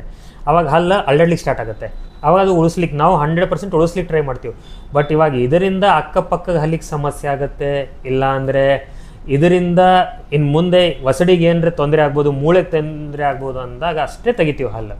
ಪೇಷಂಟಿಗೆ ಹೇಳಿರ್ತೀವಿ ಈ ಥರ ಇದು ಉಳಿಸ್ಲಿಕ್ಕೆ ಆಗಂಗಿಲ್ಲ, ಜಾಸ್ತಿ ಅಳ್ಳಾಡ್ತಾ ಇದೆ, ಇನ್ಫೆಕ್ಷನ್ ಆಗಿದೆ, ಮಾತ್ರ ತೆಗಿತೀವಿ ಹಲ್ಲು. ಇಲ್ಲದಿದ್ರೆ ಸರ್ ಅಲ್ಲಿ ಇಲ್ಲ ಇದ್ರೆ ಏನಾರ ಟ್ರೀಟ್ಮೆಂಟ್ ಮಾಡ್ಕೊಂಡ್ಬಿಟ್ಟು ಅದು ಇನ್ನು ಮುಂದೆ 3 ವರ್ಷ ಆಗಲಿ 4 ವರ್ಷ ಆಗಲಿ 5 ವರ್ಷ ಬರ್ತಾ ಇದ್ರು ಉಳಿಸ್ಕೊಡ್ತೀವಿ ಅದಕ್ಕೆ. ಯಾಕಂದರೆ ನ್ಯಾಚುರಲ್ ಟೂತ್ ನ್ಯಾಚುರಲ್ಲೇ ಇರುತ್ತೆ ಮತ್ತು ಆರ್ಟಿಫಿಷಿಯಲ್ ಇರುತ್ತೆ. ಅವಾಗ ಹಲ್ಲು ತೆಗೆದಾಗ ಅದು ಸಾಮಾನ್ಯವಾಗಿ ಭಾಳಷ್ಟು ಟ್ರೀಟ್ಮೆಂಟ್ಸ್ನೂ ಇದೆ. ತೆಗೆದು ಹಾಕೋದು ಕ್ರೌನ್ ಥರ ಬರುತ್ತೆ, ಇಂಪ್ಲಾಂಟ್ ಅಂತ ಬರುತ್ತೆ, ಅಕ್ಕಪಕ್ಕದ ಹಲ್ಲು ಇಟ್ಕೊಂಡ್ಬಿಟ್ಟು ಬ್ರಿಡ್ಜ್ ಅಂತ ಬರುತ್ತೆ, ಎಲ್ಲ ಬರುತ್ತೆ ಅದರಲ್ಲಿ. ಅದರಲ್ಲೂ ಸರ್ ವಿಧಗಳು ಹಲ್ಲಿನ ಬಗ್ಗೆ ಸಂಬಂಧಪಟ್ಟಂತ ವಿಧಗಳು ಕೂಡ ಇದೇ ಇರುತ್ತೆ ಸರ್. ಅಂದರೆ ಸರ್ ಈ ಹಿಂದಿನ ಕಾಲದಲ್ಲಿ ಸರ್ ಸಾಮಾನ್ಯವಾಗಿ 22-23 ವರ್ಷದ ಮಕ್ಕಳು ಈಗ ಕೆಲವು ಯುವಕರು ಸರ್ ಪಾನ್ ಆಗಲಿ ಅಥವಾ 23-25 ಏಜಿಗೆ ಸರ್ ಗುಟ್ಕಾ ಅಥವಾ ಇನ್ನಿತರ ಸಿಗರೇಟ್ಗಳನ್ನು ಸೇರ್ತಾರೆ ಸರ್. ಅವರ ಹಲ್ಲುಗಳು ಅದರಿಂದ ಬದಲಾವಣೆ ಆಗ್ತಾವಂತ ನಾನು ನೋಡಿದ್ದು ಉಂಟು ಸರ್.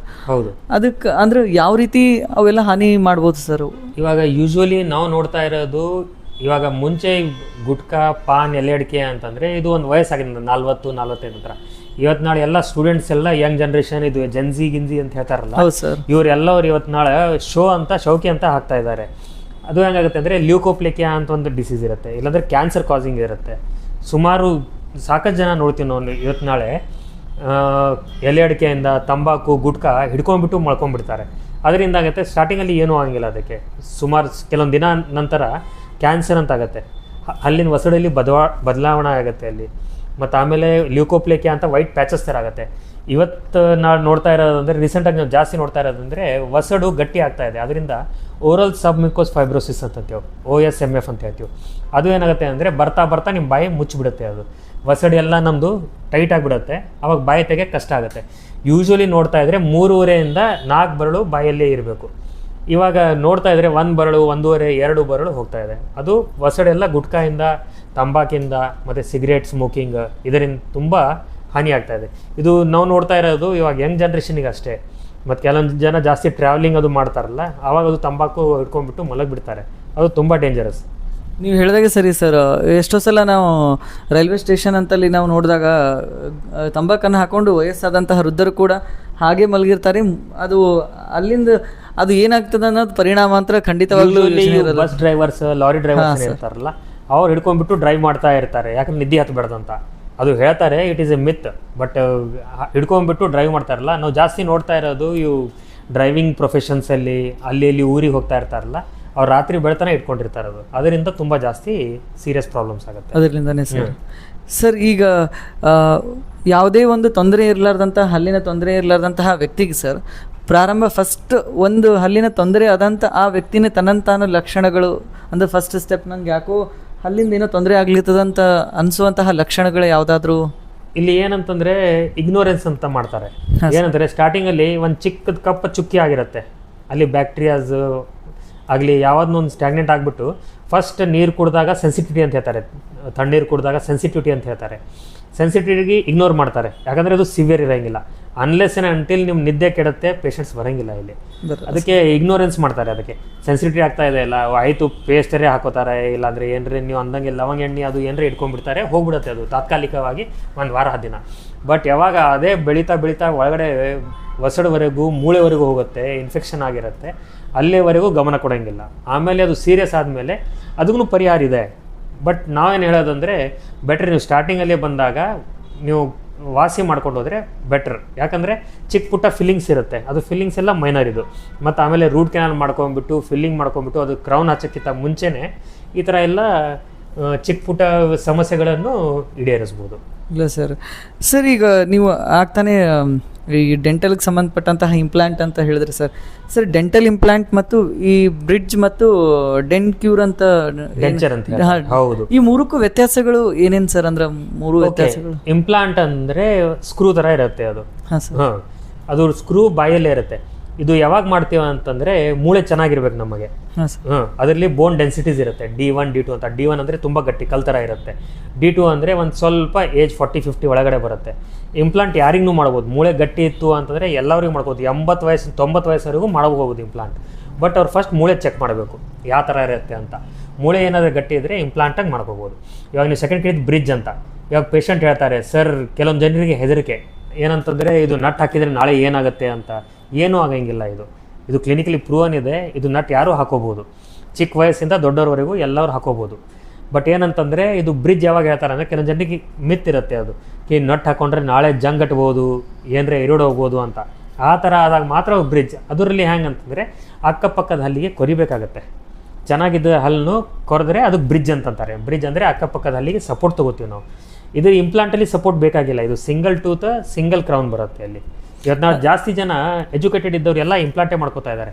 ಬಟ್ ಕೆಲವೊಂದು ಜನರಿಗೆ ನಾಲೆಜ್ ಕಮ್ಮಿ ಇರೋದ್ರಿಂದ ಅವ್ರಿಗೆ ಭಯ ಇರೋದ್ರಿಂದ ಇದು ನಟ್ ಒಳಗಡೆ ಹೋಗಿ ಏನಾಗುತ್ತೆ ಚುಚ್ಚುತ್ತೆ ಏನರೇ ಆಗುತ್ತೆ ಅಂತ, ಅಂಥವ್ರಿಗೆ ಮಾತ್ರ ನಾವು ಬ್ರಿಡ್ಜ್ ಅಂತ ಮಾಡ್ತೀವಿ. ಬಟ್ ಅದರಲ್ಲಿ ಅಕ್ಕಪಕ್ಕದ ಹಲ್ಲಿಗೆ ಕೊರೆದ್ಬಿಟ್ಟು ಒಂದು ಸ್ವಲ್ಪ ಮಿನಿಮಲ್ ರಿಮೂವಲ್ ಮಾಡಬೇಕು. ಮತ್ತು ಬ್ರಿಡ್ಜ್ ಬರೋದು 3 ಬ್ರಿಡ್ಜ್ ಬಂದುಬಿಡುತ್ತೆ. ಮತ್ತು ಇನ್ನೊಂದು ನೀವು ಕೇಳಿದ್ರಿ ಡೆಂಚರ್ ಅಂತ. ಡೆಂಚರ್ ಯಾರಲ್ಲಿ ಮಾಡ್ತೀವಿ ಅಂದರೆ ವಯಸ್ಸಾದವರು, ಇವಾಗ ಇದು ಮೂಳೆ ಅವ್ರದ್ದು ಬೋನ್ ಕರಗ್ತಾ ಹೋಗ್ತಾ ಇದೆ. ಇವಾಗ ಕೆಲವೊಂದು ಲೇಡೀಸಲ್ಲಿ ಮೆನೋಪಾಸ್ ಅಂತ ಬರುತ್ತೆ. ಓಕೆ, ಮೆನೋಪಾಸ್ ಇದ್ದಾಗ ಜೆಂಟ್ಸಲ್ಲಿ ಕೆಲವೊಂದು ಸತಿ BP ಶುಗರ್ ಇದ್ದಾಗ ಆಸ್ಟಿಯೋಪೊರೋಸಿಸ್ ಅಂತ ಆಗುತ್ತೆ. ಆಸ್ಟಿಯೋಪೊರೋಸಿಸ್ ಇಸ್ ನಥಿಂಗ್ ಬಟ್ ನಿಮ್ಮ ಮೂಳೆ ವೀಕ್ ಆಗಿರುತ್ತೆ. ಅಂಥವ್ರಲ್ಲಿ ಇಂಪ್ಲಾಂಟ್ ಹಾಕೊಂಡಿದ್ರೆ 6 ತಿಂಗಳ 1 ವಾರಲ್ಲಿ ಆಚೆ ಬಂದುಬಿಡುತ್ತೆ. ಸುಮ್ಮನೆ ಅವ್ರು ಬೋನು ಹಾಳು ಮಾಡ್ತಾ ಇದ್ದೀವಿ ಮತ್ತು ಬೋನು ಕಾಂಪ್ರಮೈಸ್ ಆಗುತ್ತೆ. ಅಂಥವ್ರಲ್ಲಿ ಇದು ಡೆಂಚರ್ ಕೊಡ್ತೀವಿ. ಡೆಂಚರಿಂದ ಎಲ್ಲ ಮಾಡ್ಬೋದು. ಸುಮಾರು ನಾವು ನೋಡಿದ್ದೀವಿ 25 ವಯಸ್ಸಿಗೂ ಡೆಂಚರ್ ಬರ್ತಾ ಇದೆ. ಸುಮಾರು 25 ವಯಸ್ಸಿಗೆ. ಇದು ಏನು ಜನ್ರೇಷನ್ಸ್ ಇದೆ ಅಲ್ಲ, ಇವರು ಗುಟ್ಕಾ ತಂಬಾಕು ಎಲ್ಲ ತಿಂದ್ಕೊಂಡ್ಬಿಟ್ಟು ಕೆಲವೊಂದು ಸತಿ ಏನಾವುದು ಸಿಂಡ್ರೋಮ್ ಅದು ಇದ್ರೇನು ಡೆಂಚರ್ ಕೊಡ್ತಾ ಇದ್ದೀವಿ. 25 ವಯಸ್ಸಿಂದ ನೀವು 40, 70, 80 ವಯಸ್ಸವರೆಗೂ ಡೆಂಚರ್ ಹಾಕೋಬೋದು. ಏನೂ ಆಗಂಗಿಲ್ಲ, ತೊಂದರೆ ಏನೂ ಇಲ್ಲ, ಯಾವುದೇ ತೊಂದರೆ ಆಗಲ್ಲ, ಎಲ್ಲ ತಿನ್ಬೋದು ಅದರಲ್ಲಿ. ಸರ್ ಅಂದ್ರೆ ಈಗ ಸೆಟ್ ಅಂತ ಅಂದ್ರೆ ಕೆಳಗಿನ ಅಷ್ಟು ಹಲ್ಲುಗಳು ಹೋದಾಗ ಸೆಟ್ ಅಂತ ಬರುತ್ತಲ್ಲ ಸರ್, ಅದು ಯಾವ ರೀತಿ ಅಂದ್ರೆ ಬ್ರಿಡ್ಜ್ ಒಳಗೋ ಅಥವಾ ಯಾವ? ಅದೇ ಡೆಂಚರ್ ಅಂತ ಬರುತ್ತೆ. ಇವಾಗ 4 ಹಲ್ಲು ಹೋಗಿದ್ರೆ ಬ್ರಿಡ್ಜ್ ಥರ ಮಾಡ್ಬೋದು. ಇಲ್ಲ ಅಂದರೆ ಇಂಪ್ಲಾಂಟ್ ಹಾಕೋಬೋದು. ಒಳಗಡೆ ಇಂಪ್ಲಾಂಟ್ ಹಾಕೋಬೋದು. ಮ್ಯಾಲ್ ಇಂಡಿವಿಜುವಲ್ ಕ್ರೌನ್ಸ್ ಬರುತ್ತೆ. ಕ್ರೌನ್ನು ಹಾಕೋಬೋದು ನೀವು. ಜಾಯಿಂಟ್ನೂ ಬರುತ್ತೆ, ಇಂಡಿವಿಜುವಲ್ ಕ್ರೌನು ಬರುತ್ತೆ. ನೋಡ್ಕೊಂಡ್ಬಿಟ್ಟು ಯಾವ ಥರ ಯಾವ ಪೇಷಂಟಿಗೆ ಏನು ಬರುತ್ತೆ ಇಲ್ಲ ಆ ಥರ ಅಂದರೆ ಅವ್ರ ಬೋನ್ ಸಪೋರ್ಟಿಂಗ್ ನೋಡ್ಕೊಂಡ್ಬಿಟ್ಟು ಟ್ರೀಟ್ಮೆಂಟ್ ಮಾಡಬೇಕಾಗತ್ತೆ. ಅವರು ಅಂದ್ರೆ ಏಜು ಮ್ಯಾಟರ್ ಇಲ್ಲಿ ಬೋನ್ ವಸಡು ಅವ್ರ ಸಿಸ್ಟಮಿಕ್ ಡಿಸೀಸಸ್ ನೋಡ್ಬೇಕಾಗತ್ತೆ. ಯಾಕಂದ್ರೆ BP ಇದೆ, ಶುಗರ್ ಇದೆ, ಎಲ್ಲರೂ ಮಾಡ್ಬೋದು. ಬಟ್ ರಿಲಯಬಿಲಿಟಿ ಸ್ವಲ್ಪ ಜಾಸ್ತಿ ಇರಬೇಕು. ಅದು ಈಗ ಈ ಇಂಪ್ಲಾಂಟ್ ಒಂದು ಸ್ವಲ್ಪ ಎಕ್ಸ್ಪೆನ್ಸಿವ್ ಇರುತ್ತೆ. ಬಟ್ ಹೆಂಗಂದ್ರೆ ಇಂಪ್ಲಾಂಟ್ ಮಾಡಿದ ನಂತರ ಮಿನಿಮಮ್ ಅವ್ರಿಗೆ ಒಂದು ಸ್ವಲ್ಪ 8-10 ವರ್ಷ ಬಂದರೆ ಅವ್ರಿಗೂ ಚೆನ್ನಾಗಿ ಅನ್ಸುತ್ತೆ. ಬಟ್ ಇಂಪ್ಲಾಂಟ್ ಹಾಕೊಂಡಿದ ನಂತರ 6 ತಿಂಗಳ 1 ವರ್ಷದಲ್ಲಿ ಆಚೆ ಬಂದರೆ ಅವ್ರಿಗೂ ಬೇಜಾರ, ಇದ್ದಿದ್ದ ಮೂಳೆನೂ ಹಾಳಾಗತ್ತೆ. ಅದಕ್ಕೆ ನೋಡ್ಕೊಂಡ್ಬಿಟ್ಟು ಎಲ್ಲ ಪೇಷಂಟ್ಸಿಗೆ ಬೇರೆ ಬೇರೆ ಟ್ರೀಟ್ಮೆಂಟ್ ಬರುತ್ತೆ. ಬೇರೆ ಅಂದ್ರೆ ನನಗೆ ಇದೇ ಬೇಕಂದಾಗ ಆ ಥರ ಮಾಡ್ಲಿಕ್ಕೆ ಆಗಂಗಿಲ್ಲ. ಸರ್ ನನಗೆ ಬ್ರಿಡ್ಜೇ ಮಾಡಿ, ಇಂಪ್ಲಾಂಟೇ ಮಾಡಿ, ಡೆಂಚರೇ ಕೊಡಿ ಅಂದರೆ ಅವ್ರು ಇಷ್ಟ ಬಂದಂಗೆ ಮಾಡ್ಬೋದು. ಬಟ್ ನಮ್ಮ ಮೇಲೆ ಬಿಟ್ಟಿದ್ರೆ will give the best treatment ಅವರಿಗೆ. ಇಲ್ಲ ಸರ್, ಅದು ಖಂಡಿತವಾಗ್ಲೂ ನೀವು ಹೇಳಿದಾಗೆ ವಸಡು ಗಟ್ಟಿದಾಗ ಮಾತ್ರ ಅಂತ ಟ್ರೀಟ್ಮೆಂಟ್ಗಳನ್ನ ಕೊಡೋದು. ಮೂಳೆ ಗಟ್ಟಿ ಇರಬೇಕು ಅದಕ್ಕೆ, ಅಂದಾಗ ಮಾತ್ರ ಅದರ ಚಿಕಿತ್ಸೆ ಕೊಡೋದು. 90 ವಯಸ್ಸಿಗೂ ಇಂಪ್ಲಾಂಟ್ ಮಾಡ್ಕೋಬಹುದು, ಏನು ಅಭ್ಯಾಸ ಇಲ್ಲ. ಡಿಪೆಂಡ್ ವಸಡು ಮೇಲೆ, ವಸಡು ಮತ್ತೆ ಹಲ್ಲಿಗೆ ಆಗ್ತಾ ಇರುತ್ತೆ. ಸರ್ ಕೆಲವೊಂದ್ಸಲ ನಾವು ಕಾರ್ಯಕ್ರಮಗಳು ಅಲ್ಲಿ ಹೋದಾಗ ಚಹಾ, ಕಾಫಿ, ತಂಪು ಪಾನೀಯಗಳು ಹಲ್ಲಿನ ಮೇಲೆ ಪರಿಣಾಮ ಬೀರುತ್ತಾ ಸರ್? ಇಲ್ಲ, ಜಾಸ್ತಿ ಪರಿಣಾಮ ಇರೋಂಗಿಲ್ಲ. ಬಟ್ ಏನು ಲಿಟ್ರೇಚರ್ ಹೇಳ್ತಾ ಇಲ್ಲ ಕಿ ಈ ಥರ ಕುಡಿದ್ರೆ ಏನರೇ ಆಗುತ್ತೆ ಅಂತ. ಬಟ್ ಏನಂದರೆ ಒಂದು ಸ್ವಲ್ಪ ಸ್ಟೇನಿಂಗ್ ಮಾಡುತ್ತೆ ಹಲ್ ಮೇಲೆ, ರಫ್ ಸರ್ಫೇಸ್ ಕ್ರಿಯೇಟ್ ಮಾಡುತ್ತೆ ಚಹಾ ಕಾಫಿಯಿಂದ. ಇವತ್ತು ಎಲ್ಲರೂ ಟೀ ಕಾಫಿ ಅಡಿಕ್ಟ್ ಇದ್ದಾರೆ. ಬಟ್ ಅದು ಅಷ್ಟೊಂದು ಕೋಲ್ಡ್ ಡ್ರಿಂಕ್ ಇದ್ದಷ್ಟು ಎಫೆಕ್ಟ್ ಮಾಡೋಂಗಿಲ್ಲ. ಬಟ್ ಟೀ ಕಾಫಿ ಮಾಡಿದ ನಂತರನೂ ಮೌತ್ ವಾಶರೇ ಮಾಡ್ಕೋಬೇಕು, ಇಲ್ಲಾಂದರೆ ಬ್ರಷಿಂಗರೇ ಮಾಡ್ಕೋಬೇಕು. That is must. ಮಿನಿಮಮ್ 2 ಸತಿ ಬ್ರಷ್ ಮಾಡಲೇಬೇಕು. ಅವಾಗ ಏನೂ ಎಫೆಕ್ಟ್ ಇರೋಂಗಿಲ್ಲ, ಕಮ್ಮಿ ಎಫೆಕ್ಟ್ ಇರುತ್ತೆ. ಅಂದರೆ ಯಾವುದಾದ್ರೂ ಆ ರೀತಿ ಇದ್ದಾಗ, ಒಂದು ವೇಳೆ ಚಹಾ ಕಾಫಿ ಆ ರೀತಿ ಇದ್ದಾಗ 2 ಸತಿ ಬ್ರಷ್ ಮಾಡಿದ್ರೆ ಸಾಕು. ಯಾವುದು? ಯಾಕಂದ್ರೆ ನಾವು ತೊಗೊಳ್ತಾ ಇರೋದು ಟೀ ಕಾಫಿ ಬೆಳಗ್ಗೆ 7 ಗಂಟೆಯಿಂದ ಸಾಯಂಕಾಲ 10 ಗಂಟೆವರೆಗೂ ಅಷ್ಟೇ. ಅದಕ್ಕೆ ಮಧ್ಯದಲ್ಲಿ ಮಲ್ಗಕ್ಕಿಂತ ಮುಂಚೆ ಸತಿ ಕ್ಲೀನ್ ಮಾಡಿದರೆ, ಬೆಳಗ್ಗೆಕ್ಕಿಂತ ಮುಂಚೆ ಒಂದು ಸತಿ ಬೆಳಗ್ಗೆ ಎದ್ದ ನಂತರ ಕ್ಲೀನ್ ಮಾಡಿದರೆ ಸಾಕದು, ಎಲ್ಲ ಎಫೆಕ್ಟ್ ಕಮ್ಮಿ ಆಗಿರುತ್ತೆ. ಸರ್ ಎಷ್ಟು ಸಲ ನಮ್ಮ ಮನೇಲೂ ಕೂಡ ಹೇಳೋದು ಸರ್, ಚಹಾ ಕುಡಿದ್ಮೇಲೆ ನೀರು ಕುಡಿಬೇಡ, ಹಲ್ಲು ಉದುರ್ತಾವಂತ ಹೇಳ್ತಿದ್ರು ಸರ್. ಅದಕ್ಕೆ ಅದು ಮಿತ್ ಸರ್. ಈಗ ಯಾವುದೇ ಒಂದು ವಸ್ತು ಆಗಲಿ, ಫಾರ್ ಎಕ್ಸಾಂಪಲ್ ನೀವು ಒಂದು ಚಿಕ್ಕದ ಪ್ಲೇಟ್ ತೊಗೊಳ್ಳಿ, ಯಾಫ್ರಿ ಟಿನ್ ಫಾಯಿಲ್ ತೊಗೊಳ್ಳಿ, ಬಿಸಿ ಮಾಡ್ಕೊಂಡ್ಬಿಟ್ಟು ಅದ್ರ ಮೇಲೆ ನೀರು ಹಾಕಿದಾಗ ಅದು ಕ್ರಂಪ್ ಆಗಿಬಿಡುತ್ತೆ. ಆ ಥರ ಹಲ್ಲಿನ ಮೇಲೆ ಎಫೆಕ್ಟ್ ಇರುತ್ತೆ. ಚಹಾ ಕಾಫಿ ಕುಡಿದಿದ ನಂತರ ಒಮ್ಮೆಲೆ ತಣ್ಣೀರು ಹಾಕೊಂಡ್ರೆ ಸ್ವಲ್ಪ ಮಿನಿಮಲ್ ಎಫೆಕ್ಟ್ಸ್ ಇರುತ್ತೆ. ಯಾಕಂದರೆ ಇರೋಜನ್ ಅಂತ ಅಂತೀವಿ, ಅದು ಮೇಲ್ಗಡೆ ಏನು ಲೇಯರ್ ಇರುತ್ತಲ್ಲ, ನೀವು ಬಿಸಿದ ಮೇಲೆ ತಣ್ಣೀರು ಹಾಕಿಬಿಟ್ರೆ ಇರೋಜನ್ ಅಂತೀವಿ ಅದಕ್ಕೆ. ಅದು ಒಂದು ಮಿನಿಮಲ್ ಲೇಯರ್, ಮೈಕ್ರೋ ಲೇಯರ್ ಹೋಗ್ಬಿಡುತ್ತೆ ಅದರಿಂದ. ಅದಕ್ಕೆ ಅವಾಯ್ಡ್ ಮಾಡ್ಬೇಕಂತ ಹೇಳ್ತಾರೆ. ಸರ್ ಮೇನ್ ಆಗಿ ಸರ್ ನೀವು ಮಕ್ಕಳ ಬಗ್ಗೆ ಹೇಳಿದಾಗ ಸಿಹಿ ಎಷ್ಟು ಚಲೋನೋ ಸಿಹಿ ಅಷ್ಟೇ ಕೆಟ್ಟದಂತ, ಅಂದ್ರೆ ಹಲ್ಲಿನ ತೊಂದರೆಗೂ ಕೂಡ ಅಷ್ಟೇ ಕೆಟ್ಟದಂತ ಕೆಲವೊಬ್ರು ಹೇಳ್ತಾರೆ ಸರ್. ಅದು ಸತ್ಯನಾ ಸರ್? ಅಂದ್ರೆ ರೀಸೆಂಟಾಗಿ ನನ್ನ ಮಗಳನ್ನೂ ಹೇಳ್ತಾ ಇದ್ದಳು ಅದೇ ಕಿ ಸರ್, ನಮ್ಮ ಟೀಚರ್ ಹೇಳಿದ್ದಾರೆ, ಒಳ್ಳೆ ಮಾತು ಹೇಳಿದ್ದಾರೆ. ಯಾವ್ದು ನಮ್ಮ ನಾಲ್ಗಿಗೆ ಚೆನ್ನಾಗಿರುತ್ತೆ ಅಲ್ಲ ಅದು ನಮ್ಮ ಬಾಡಿಗೆ ಚೆನ್ನಾಗಿರಂಗಿಲ್ಲ ಅಂತ, ಅಂದರೆ ನಮ್ಮ ಶರೀರಕ್ಕೆ ಹಾನಿ ಮಾಡುತ್ತೆ ಅಂತ. ಫಾರ್ ಎಕ್ಸಾಂಪಲ್ ನೀವು ನೋಡ್ತಾ ಇರ್ತೀರ ಅಕ್ಕಪಕ್ಕದಲ್ಲಿ ಎಲ್ಲರೂ ಪಾನಿಪುರಿ ಜಾಸ್ತಿ ತಿಂತಾ ಇರ್ತಾರೆ, ರೋಡ್ ಸೈಡಲ್ಲಿ ಬಜ್ಜಿ ಇರುತ್ತೆ, ಅದು ಎಲ್ಲ ಅದು ನಾಲ್ಗಿಗೆ ಚೆನ್ನಾಗಿ ಅನಿಸುತ್ತೆ, ಬಟ್ ಅಷ್ಟೇ ನಮ್ಮ ಬಾಡಿಗೆ ಎಫೆಕ್ಟ್ ಇರುತ್ತೆ. ಅದಕ್ಕೆ ಲೈಕ್ ಒನ್ ಲಿಮಿಟ್ವರೆಗೂ ಓಕೆ, ಯಾವ್ದು ಟೂ ಗುಡ್ ಇಸ್ ಟೂ ಬ್ಯಾಡ್ ಅಂತ ಹೇಳ್ತಾರಲ್ಲ, ಒಂದು ಲಿಮಿಟ್ವರೆಗೂ ಮಾಡ್ಕೋಬೋದು. ಬಟ್ ಅದು ಜಾಸ್ತಿ ಯೂಸ್ ಟು ಆಗಿಬಿಟ್ರೆ ನಮ್ಮ ಬಾಡಿಗೆ ಎಫೆಕ್ಟ್ ಆಗಿರುತ್ತೆ. ಅದು ಸ್ವೀಟ್ ನೀವು ಅಂದಂಗೆ ಸ್ವೀಟ್ ಒಂದು ಲಿಮಿಟ್ವರೆಗೂ ಓಕೆ, ಬಟ್ ಜಾಸ್ತಿ ಸ್ವೀಟ್ ತೊಗೊಂಡ್ರೂ ಅದು ಹಲ್ಲಿನ ಮೇಲೆ, ಇವಾಗ ಫಾರ್ ಎಕ್ಸಾಂಪಲ್ ಸ್ಟಿಕ್ಕಿ ಫುಡ್ಸ್ ಇರುತ್ತೆ, ಸ್ಟಿಕ್ಕಿ ಚಾಕ್ಲೇಟ್ಸ್ ಇರುತ್ತೆ, ಅದು ಹಲ್ ಮೇಲೆ ಒಂದ್ಸತಿ ಸ್ಟಿಕ್ ಆಗಿದ್ದ ನಂತರ ನಿಮಗೂ ಗೊತ್ತಾಗಿಲ್ಲ, ನಮಗೂ ಗೊತ್ತಾಗಿಲ್ಲ. ಚಿಕ್ಕ ಮಕ್ಕಳಲ್ಲಿ ಹಲ್ಲಿನ ಮಧ್ಯದಲ್ಲಿ ರೇಷೆಗಳಿರುತ್ತೆ, ಲೈನ್ಸ್ ಇರುತ್ತೆ, ಅದ್ರ ಮಧ್ಯದಲ್ಲಿ ಹಾರ್ಡ್ ಸರ್ಫೇಸ್ ಇರುತ್ತೆ. ಅದು ಹೋಗಿ ಸಿಗಿ ಹಾಕೊಂಡ್ರೆ ಅಲ್ಲಿ ಅಷ್ಟೇ, ಒಂದ್ಸತಿ ಸಿಗಿ ಹಾಕೊಂಡ್ರೆ ಇಟ್ ವಿಲ್ ಸ್ಟಾರ್ಟ್ ಲೈಕ್ ಇದು ಅಲ್ಲಿ ಒಂದು ಯೆಲ್ಲೋಯಿಶ್ ಕಲರ್ ಡಿಸ್ಕಲರೇಷನ್ ಇರುತ್ತೆ, ಆಮೇಲೆ ಬ್ರೌನ್ ಆಗುತ್ತೆ, ಆಮೇಲೆ ಕ್ಯಾವಿಟಿ ಫಾರ್ಮ್ ಆಗ್ತಾ ಹೋಗುತ್ತೆ. ಕ್ಯಾವಿಟಿ ಆಗೋದು ಸರ್ ಅಂದ್ರೆ ಸಿಹಿ ಅಲ್ಲಿ ಆ ಜಾಗದಲ್ಲಿ ಕೂತಾಗ ಸ್ಟಿಕ್ಕಿ ಫುಡ್ಸ್ ಆಗಲಿ, ಸ್ವೀಟ್ಸ್ ಆಗಲಿ, ಕೋಲ್ಡ್ ಡ್ರಿಂಕ್ಸ್ ಆಗಲಿ, ಚಿಪ್ಸ್ ಆಗಲಿ, ಚಾಕ್ಲೇಟ್ಸ್ ಆಗಲಿ, ಯಾವ್ದನ್ನೂ ಒಂದು ಹೋಗ್ಬಿಟ್ಟು ಅಲ್ಲಿ ಕುತ್ಕೊಂಡ್ರೆ ಅಲ್ಲಿಂದ ಸ್ಟಾರ್ಟ್ ಆಗೋದು ಕೇರೀಸ್ ಅಂತ. ಇಲ್ಲ ಸರ್ ನಾನು ಒಂದು ಕಡೆ ಕೇಳಿದ ಪಟ್ಟ ಹಾಗೆ ಸರ್, ಹಲ್ಲಿನ ಬಣ್ಣದ ಮೇಲೆ ಆರೋಗ್ಯದ ಗುಣಲಕ್ಷಣಗಳು ಕಂಡು ಬರ್ತಾವಂತ ಹೇಳ್ತಾರೆ ಸರ್. ಅಂದ್ರೆ ಹಲ್ಲಿನ ಬಣ್ಣ ಬದಲಾಗ್ತಾ ಹೋದಾಗ ಆರೋಗ್ಯದ ಲಕ್ಷಣಗಳು ಕೂಡ ಬದಲಾಗ್ತಾವಂತ ಹೇಳೋದು ಅದು ಸತ್ಯನ ಸರ್, ಅಥವಾ ಏನಾದರೂ ಏನಂತಂದ್ರೆ ಬರ್ತಾ ಬರ್ತಾ ಒಂದು ವಯಸ್ಸಾದಂಗೆ ಹಲ್ಲು ಅಲ್ಲಾಡೋದು, ಅವರು ಕರೆಕ್ಟಾಗಿ ಬ್ರಷ್ ಮಾಡ್ಲಿಕ್ಕೆ ಆಗಂಗಿಲ್ಲ. ಅವಾಗ ಏನಾಗುತ್ತೆ ವಸಡಿನ ಪ್ರಾಬ್ಲಮ್ಸ್. ಆ ಟೈಮಿಗೆ ನಾವು ಮೌತ್ ವಾಷರೇ ಯೂಸ್ ಮಾಡ್ಕೋಬೋದು. ಇವಾಗೇನಿದು ಕಾನ್ಸೆಪ್ಟ್ ಬಂದಿದೆ ಅಲ್ಲ ಎಲೆಕ್ಟ್ರಿಕ್ ಬ್ರಷ್ ಅಂತ, ಅದು ಸುಮ್ಮನೆ ಇವತ್ತು ನಾಳೆ ಎಲ್ಲರೂ ಫ್ಯಾನ್ಸಿ ಅಂತ ಎಲೆಕ್ಟ್ರಿಕ್ ವೈಬ್ರೇಷನ್ ಅದು ಇದು ಅಂತ, ಅದು ಯೂಶ್ವಲಿ ಈಗ ಮುಂಚೆ ನಾವು ಚಿಕ್ಕ ವಯಸ್ಸಲ್ಲಿ ಏನೂ ಎಲೆಕ್ಟ್ರಿಕ್ ಬ್ರಷ್ ಇದ್ದಿಲ್ಲ, ಬಟ್ ಹಲ್ಲು ಗಟ್ಟಿಯಾಗಿದ್ದು. ಇವಾಗ ಇದು ಏನು ವೆಜಿಟೇಬಲ್ಸ್ ಅಂತಂತೀವಿ, ಫ್ರೂಟ್ಸ್ ಅಂತಂತೀವಲ್ಲ, ಅದರಲ್ಲಿ ಎಲ್ಲ ಮಿಕ್ಸಿಂಗ್ ಇದೆ, ಯಾವಾದನ್ನೂ ಒಂದು ಕರೆಕ್ಟ್ ಆಗಿಲ್ಲ. ಇವಾಗ ನೀವು ಮುಂಚೆ ನೀವು ಸೊಪ್ಪು ನೋಡ್ತಾ ಇದ್ದರೆ ಸಪ್ಪಲ್ಲಿ ಕಲರ್ ಬರೋಂಗಿಲ್ಲ ನೀವು ಎಷ್ಟೇ ತೊಳೆದ್ರೂ, ಬಟ್ ಇವಾಗ ಪಾಲಕ್ ಆಗಲಿ, ಮೇಥಿ ಆಗಲಿ, ಮತ್ತು ಮೆಂತ್ಯ ಸೊಪ್ಪಾಗಲಿ ಎಲ್ಲ ತೊಳೆದಿದ್ರೆ ಗ್ರೀನ್ ಕಲರ್ ಬರ್ತಾಯಿದೆ. It is nothing but artificial colour ತಾನೆ ಅದು ಕರೆಕ್ಟಾಗಿ ಅಂದರೆ ಯಾವ ಥರ ಬೆಳೆಸ್ಬೇಕು ಆ ಥರ ಬೆಳೆಸ್ತಾ ಇಲ್ಲ. ಅದು ಫಾಸ್ಟಾಗಿ ಬೆಳಿಬೇಕಂತ ಅದು ಪೆಸ್ಟಿಸೈಡ್ಸ್ ಆಗಲಿ ಅದು ಆಗಲಿ ಎಲ್ಲ ಅನಾರೋಗ್ಯಕ್ಕೆ ಕಾರಣ ಇದು ಎಲ್ಲ. ಆ ಥರನೇ ಸೇಮಾಗಿ ಹಲ್ಲಿನ ಸಮಸ್ಯೆ ನೀವು ಹೇಳ್ತಾ ಇದ್ರಿ, ಒಂದು ವಯಸ್ಸಾಗಿದ ನಂತರ ಅವ್ರಿಗೆ ಬ್ರಷ್ ಮಾಡ್ಲಿಕ್ಕೆ ಆಗಿಲ್ಲ, ಅವಾಗ ಏನಾಗುತ್ತೆ ಪಾಚೆ ಎಲ್ಲ ಹಿಡ್ಕೊಂಡ್ಬಿಡುತ್ತೆ, ಹಲ್ಲು ಮಧ್ಯದಲ್ಲಿ ಎಲ್ಲ ಊಟ ಸಿಗ್ಬಿಡುತ್ತೆ, ಆವಾಗ ಹಲ್ಲು ಅಲ್ಲಾಡ್ಲಿಕ್ಕೆ ಸ್ಟಾರ್ಟ್ ಆಗುತ್ತೆ. ಆ ಥರ ಆಗಿಬಿಟ್ಟು ನಾವು ಗಟ್ಟಿ ಇರೋದು ಹಲ್ಲೆಲ್ಲ ಅನಾರೋಗ್ಯದಿಂದ ಹಲ್ಲು ಹೋಗುತ್ತೆ. ಸರ್ ಈಗ ಹಲ್ಲುಗಳ ಸಾಲು ಸರಿಯಾಗಿ ಇಲ್ಲದೇ ಇದ್ದರೆ ಸರ್ ಸೌಂದರ್ಯಕ್ಕೆ ಮಾತ್ರ ಅದು ಸಮಸ್ಯೆನೂ ಅಥವಾ ಆರೋಗ್ಯಕ್ಕೂ ಸಮಸ್ಯೆ ಸರ್? ಈಗ ಸರಿಯಾಗಿ ಒಂದೇ ಲೆವೆಲ್ದಾಗ ಹಲ್ಲಿರಬೇಕು ಅಂತ ಹೇಳ್ತಾರೆ ಸರ್. ಕೆಲವೊಂದು ಸಲ ಅದು ಎಷ್ಟೋ ಸಲ ನಾನು ನೋಡಿದ ಮಟ್ಟಿಗೆ ಸರ್ ನನ್ನ ಫ್ರೆಂಡ್ಸ್ ಗ್ರೂಪ್ನಾಗೆ ಚಲೋ ಕಾಣಿಸಲಾಗಿನಂತ ಟೀತ್ ಅಂದ್ರೆ ಔಡ ಸೌಡ ಬೆಳೆದಿರ್ತಾವ ಅಥವಾ ಮೇಲಿಂದ ಒಂದ್ರ ಮೇಲೆ ಒಂದು ಬೆಳೆದಿರ್ತಾವಲ್ಲ ಸರ್, ಆ ರೀತಿ ಆರೋಗ್ಯ ಕೆಲವೊಂದು ಸಲ ಸೌಂದರ್ಯ ಎಷ್ಟೋ ನನ್ಗನ್ಸಿದ ಮಟ್ಟಿಗೆ ಸರ್ ಎಷ್ಟೋ ಸಲ ಹಾಂ ಸರ್ ನಾನು ನೋಡೋದಕ್ಕೆ ಚಲೋ ಕಾಣಿಸಲಾಗಿನಂತ ಆ ರೀತಿ ಮಾಡೋದು ಉಂಟು ಸರ್.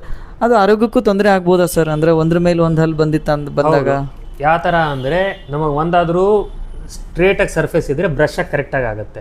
ಇಲ್ಲ ಇದು ಹಿಂದೆ ಮುಂದೆ ಇತ್ತಂದರೆ ಬ್ರಷ್ ಮೇಲಿಂದಾನೇ ಹೋಗ್ಬಿಡುತ್ತೆ, ಬಟ್ ಒಳಗಡೆ ಆ ಹಲ್ವರೆಗೂ ಮುಟ್ಟಂಗಿಲ್ಲ.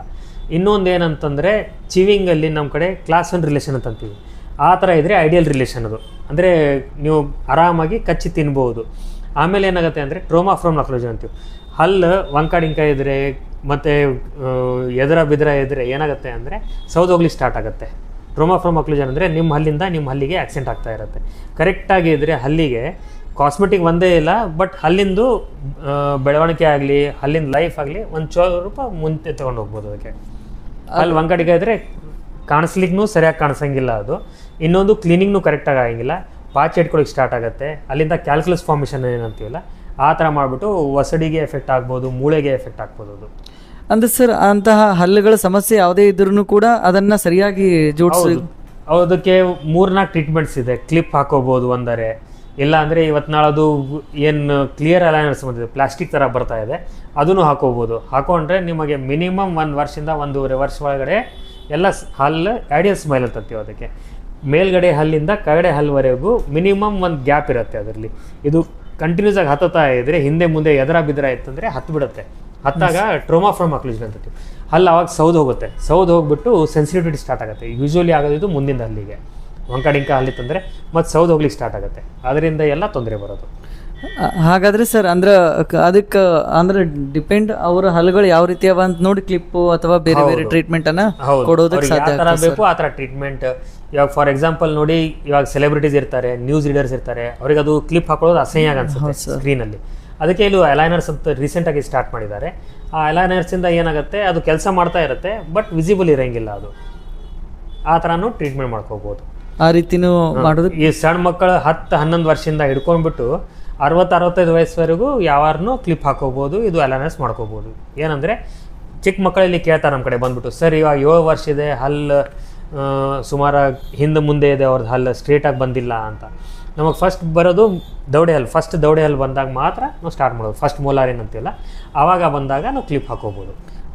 ಆ ಒಂದು ಸಮಯಕ್ಕೆ ಅದು ಸೂಕ್ತ ಅಂತ ಅನ್ಸುತ್ತೆ, ಬೇಗ ಆಗ್ಬಿಡುತ್ತೆ. ಮತ್ತೆ ಮೂಳೆನೂ ಬೆಳೀತಾ ಇರುತ್ತೆ, ಹಲ್ಲು ಬೆಳೀತಾ ಇರುತ್ತೆ.